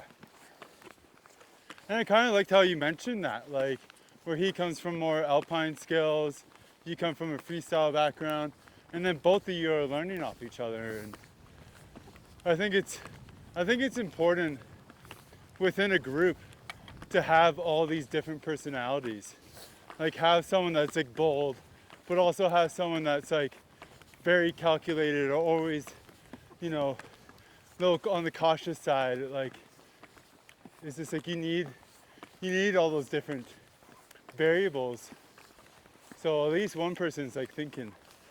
Because imagine you just had all these like hot-headed go ahead, like that's everything's on, like everyone's just sending everything at the same time, and Totally. Hopefully, a one little bit of person's chaos.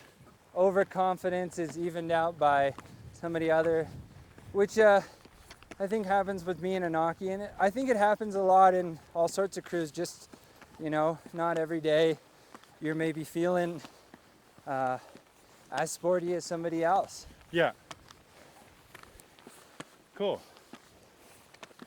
But yeah, being with Anaki, like I mainly started splitboarding 4 years ago, and since then there's a lot of places where the touring can get pretty interesting pretty quick. Alaska was a prime example, and even before that, going down to Bariloche, the conditions were pretty variable, and with a lot of the lines down there, there's quite a bit of like scrambling on rocks and just a little bit more alpine moves. So being with Anaki, who's confident in that side of things, has helped me. I mean, I wouldn't have gotten up most of the things I got up unless he was there as well. Cool. Oh, it sounds awesome. So check this light that we're getting right now. It's so beautiful. It's Like, look at it across the horizon. There's that little sunspot. Beautiful. And some of this terrain right above us is like film-worthy, sweet 15, 20-foot poppers, all sorts of cool stuff. Yeah, really cool cliffs.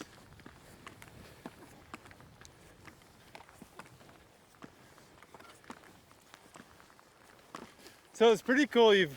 You're 4 years into splitboarding, and you've probably become a majority of every splitboarder's favorite splitboarder.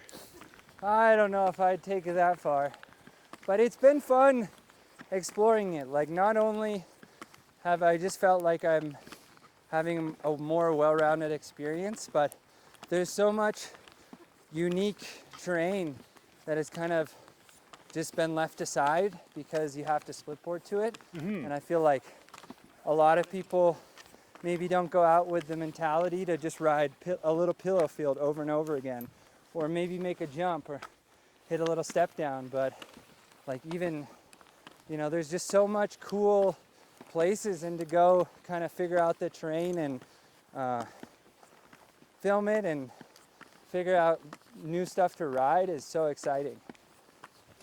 Yeah, I think what's been really cool to watch is just your take on terrain and how you kind of get into a lot of different places, whether it's like down in the Patagonia or the Sierras or in the Kootenays, Alaska. And it's really cool to see your style out on the mountain. It's like very playful, fast, fluid. It gets people pumped. Well, thank you. I appreciate that. I feel like for me, and I mean, Anaki was on the same page, so this was perfect partnership. But it's just, you know, today is a little overcast. Still, there's some light. It would be a great day to go ride pillows. Yeah. So why not? Some days where there's high Avi risk, it's like, if you could feel good about a landing, why not go build a jump? Or, of course, I love to ride good lines as much as the next person, but might as well do the sort of snowboarding that the conditions are calling for. Totally. And whether that's a jump or a pat down or a line, I'm stoked for it all. Definitely I still love jumping, man. It's so fun to jump off pretty much anything into Are deep you snow. a pat down guy, or you still building booters? I haven't really built many jumps for a while, mainly just because who wants to take the time? But I mean, splitboards are pretty awesome for pat downs.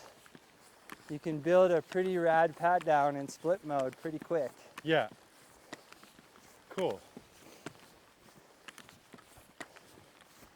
Yeah, it was pretty phenomenal seeing you go for that double cork 10 before, and it was just like, wait, what did I just watch? Like,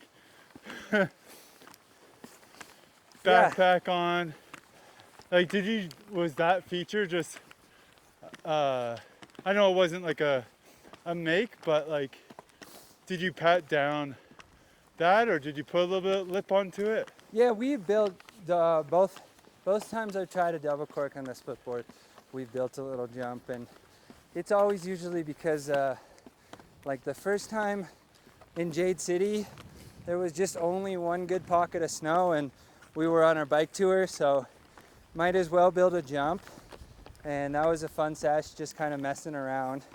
But same thing with sort of a late afternoon jump build, so it wasn't very good. And then I built another jump in Donner last year, and same situation. Just we went and rode some lines that morning, and we kind of tracked out the last of the good snow, and rather than calling it quits, we figured it'd be fun to build a little jump. Cool. Just phenomenal. Yeah, we have so much unique terrain around here. It's really cool to like. I don't think I'm gonna be learning necessarily new tricks anytime soon, but just doing like a backside 7 or a front 3 in a place where the terrain is really like calls for it, whether it's a hip or just like, I don't know, just trying to ride unique stuff. And there seems to be a lot of really interesting terrain that keeps me stoked around this area. Do you ever, like, so when you're looking at lines to ride, is that what draws you? Like, can I do a trick off this and maybe like link a turn here and then potentially, you know, trick off something else? That's what like kind of catches your eye. Totally. I mean, I think we end up in the same zones just because they're good zones, but I'm definitely looking for runs like, oh, maybe this feature would be good for this trick, or this would be a good pat down spot, and then there's like a natural hit, and try to plan something out usually. So for myself, I would be like just happy if I could get like a 3 while splitboarding and riding. What do you look for to do a 7? Is there anything in particular, or just if it's got enough lip? And yeah, I think so. And I mean, like around here, a lot of days last year, we ended up riding like pat downs or stuff we hit a few times. Yeah, I think we built some little pat downs in Argentina that were super fun, and we were throwing some 7s. But same thing, just looking for like what are the conditions good for? Like when I went up to Alaska, we just rode lines. I only did like 1 360 the whole trip. oh yeah, Because it was green light for it. And when we were down in Argentina, we had a bunch of bad conditions as far as being an avalanche terrain goes. So we were just hanging out, building some little wind lips for a couple days. And all of it's fun. It's really fun to be able to switch it up. have you gone a natty 7 on a split with pack on, no pat down or anything, just all fresh? I don't think I've done a natty back 7 on the split board. I should though. That'll be sick to see, especially after like climbing the whole way up. And then be like, yeah, you know, because when you climb a line, like, you know, sometimes it's kind of harder to huck a trick like that when you're like, oh, I spent all this effort getting up here. Totally. You have very limited tries on filming if you're gonna ride, you know, a couple 100-meter pitches as your objective. Which is, yeah, makes it hard to try new tricks, but sometimes it goes. Sick. Yeah, it's very inspirational to see. Like, it's definitely got in my head like, I should try to 3 off something, you know, bring it back. And just from watching you, I'm like, that looks so much fun. Sweet. Stoked to hear it. I mean, Just au natural, go bahoosh.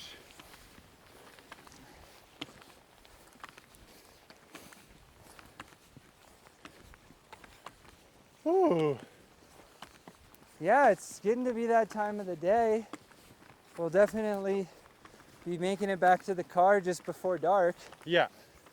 Yeah, we definitely did seize the day today. Cover some good amount of ground.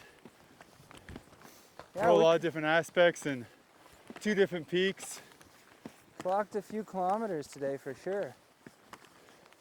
Knocking some clams. Oh, it's so pretty. The light's gorgeous. Yeah, I think some of the pillow terrain is pretty much the hardest to ride. I don't know how you feel about that statement, but Oh yeah. pillows are pretty darn tough. Just like the absorbing, the speed, like do I need more speed to pop from this pedal? And like kind of what we were talking about earlier, like when there's length involved, sometimes that takes the speed away. So you want a little bit more steeper pillow so you can kind of more just kind of like staircase, or sorry, firecracker staircase like a skateboard. Kind of just good. Yeah, they're really interesting. I feel like it's hard to put your snow somewhere that doesn't blind you or white room you or kind of like slough your line, and speed management is really tough. And also a lot of times they don't have enough space, so it's like stacked up steep. Yeah. And there's maybe not enough outrun. But I think it's really good for the boarding because you work on this like kind of micro technical terrain, and it's a lot of small adjustments and like sort of quick thinking on the fly because you're not exactly sure how each pillow is going to be or how you're going to mitigate speed. But then you get into some little bit more wide open terrain where things flow a little bit more easily, and you start feeling the confidence from having worked on this sort of technical sniper stuff. Totally. Yeah. Oh, I'm just been mesmerized by the light right now. Yeah, this It's is a shining. real beaut. So beautiful. Yeah.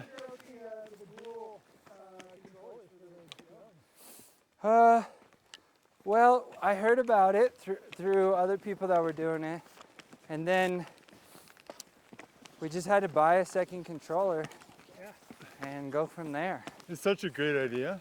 I know. I never even thought of it. I've like looked at your footage and just been like, does one person always just sacrifice a run, or is the auto tracking like that good that you're getting that good of shots? But it all makes sense now. Yeah, the double drum is pretty magical. Is there anything special to getting them to sync to each other? Or?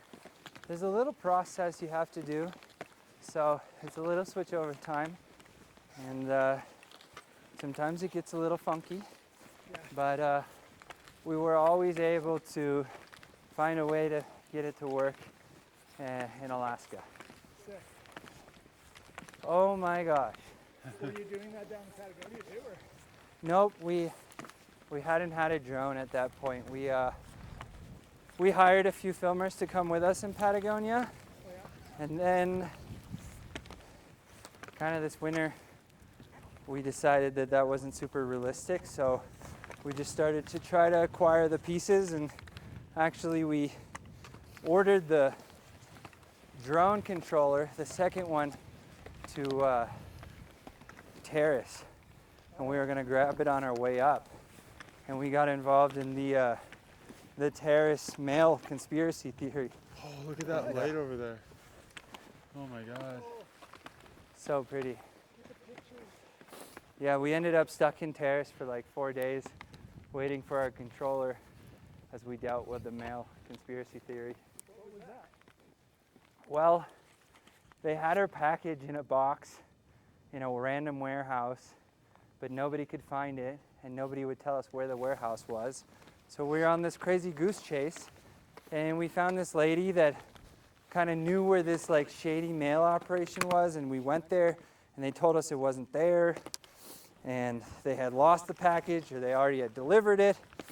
But at some point, I mean, we were just trying all the things that we could, but at some point I ended up rolling up to this warehouse, and there's like all these packages everywhere, super shady. And sure enough, in some dark, seedy corner was our drone controller, just lost and forgotten about. But we did get it. And then it worked for us. We just busted it out right there on the side of the road, and we were able to do the double connection, and it was game on. That's sick. Definitely gonna try that when I get a drone. Here we go.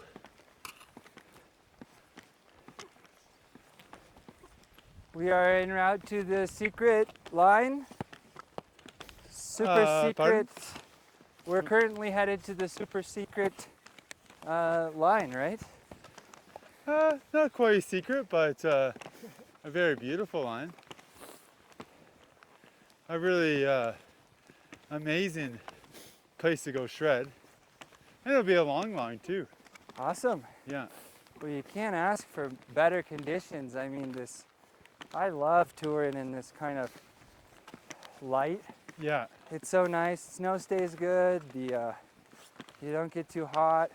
Yeah, I'm hoping by like the light's gonna get low and then get below these clouds a bit and maybe rise these clouds a little bit. Top of our run will be maybe still in the cloud, but then open up into a beauty landscape. Just a beauty.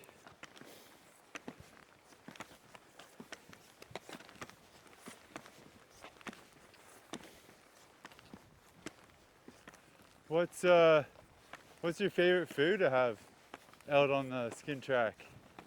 That's a great question. I'm gonna go ahead and throw empanadas out there. When I was down in Bariloche in Argentina at an Aki spot, we would just go get like 6 giant empanadas Nice. for our overnight trip, and just like breakfast, lunch, and dinner, snack on a nice empanada, and that was pretty great.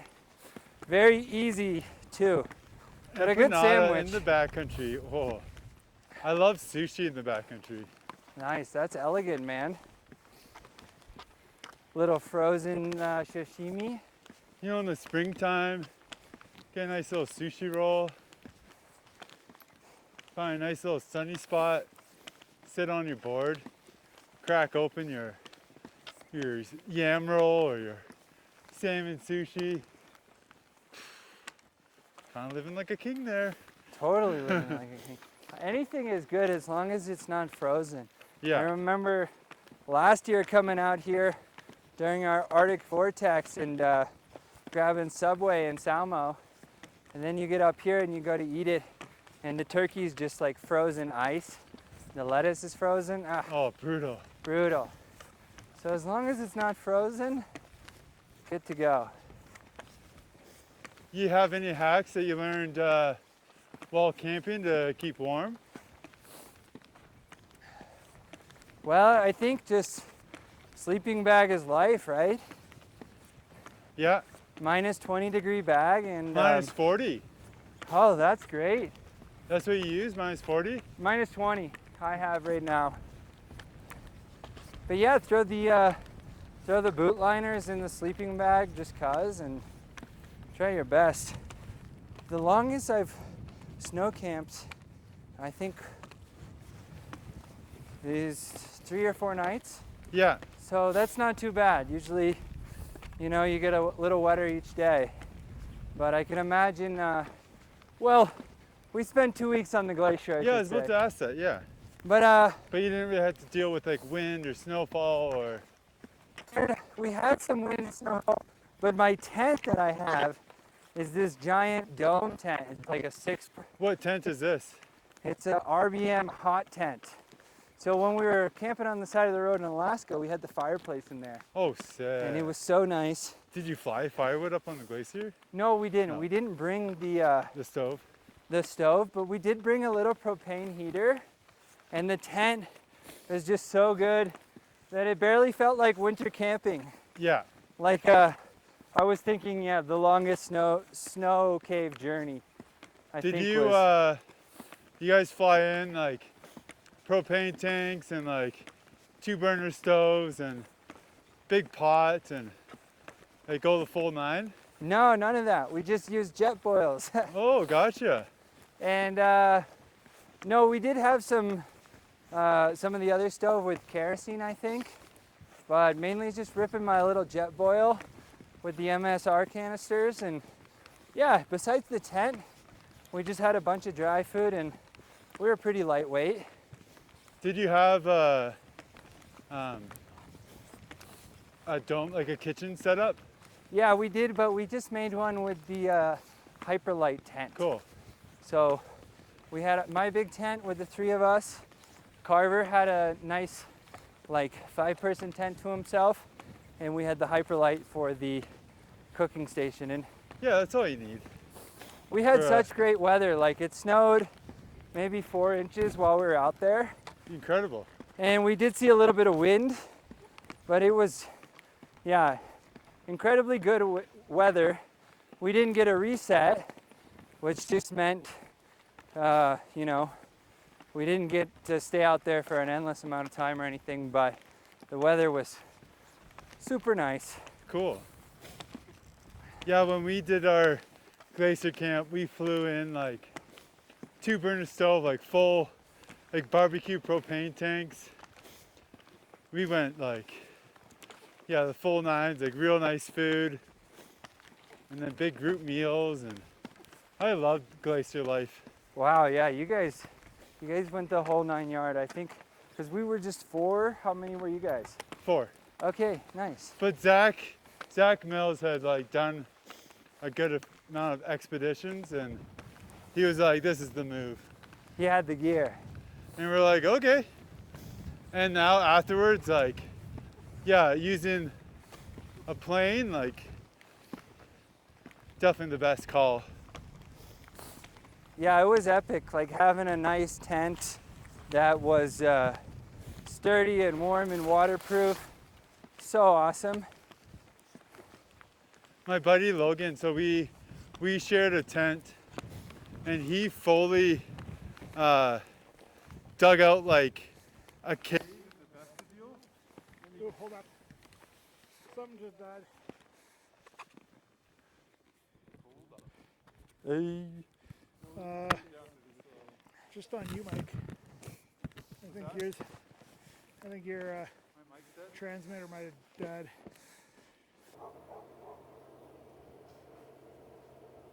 Sweet. Yeah, Garrett, thanks a Yeah, lot for dude. joining us. Like, such a pleasure to finally spend some time on the skin track with you. Likewise. Banged out some awesome laps. It was really cool to see you shred and like see your style in the mountains. And just as we wrap it up, who would you like to thank, and what's some projects we can see in the future, and where can we find you? Yeah, fun day. Classic, say we're not gonna get home when it's dark, but we get home when it's dark. You can't help it. Yeah, thanks to my family and girlfriend and sponsors, Jones and Karakoram and Dragon. And yeah, check out the new episode of Inyo and Worms Adventures, the Glacier Camp coming out soon, and then Excited be for that. doing more adventures this winter. So Sick. love for anybody to follow me there. Heck yeah. And then what's your Instagram? Instagary. Sick. Thanks, Yeah, buddy. Till next Awesome time. times. Heck Yeah. And that's a wrap. Split Personalities, episode 1. Heck yeah. Let's GTFO. That was sick. Thanks, guys. No problem. That was awesome. I'm stoked on that.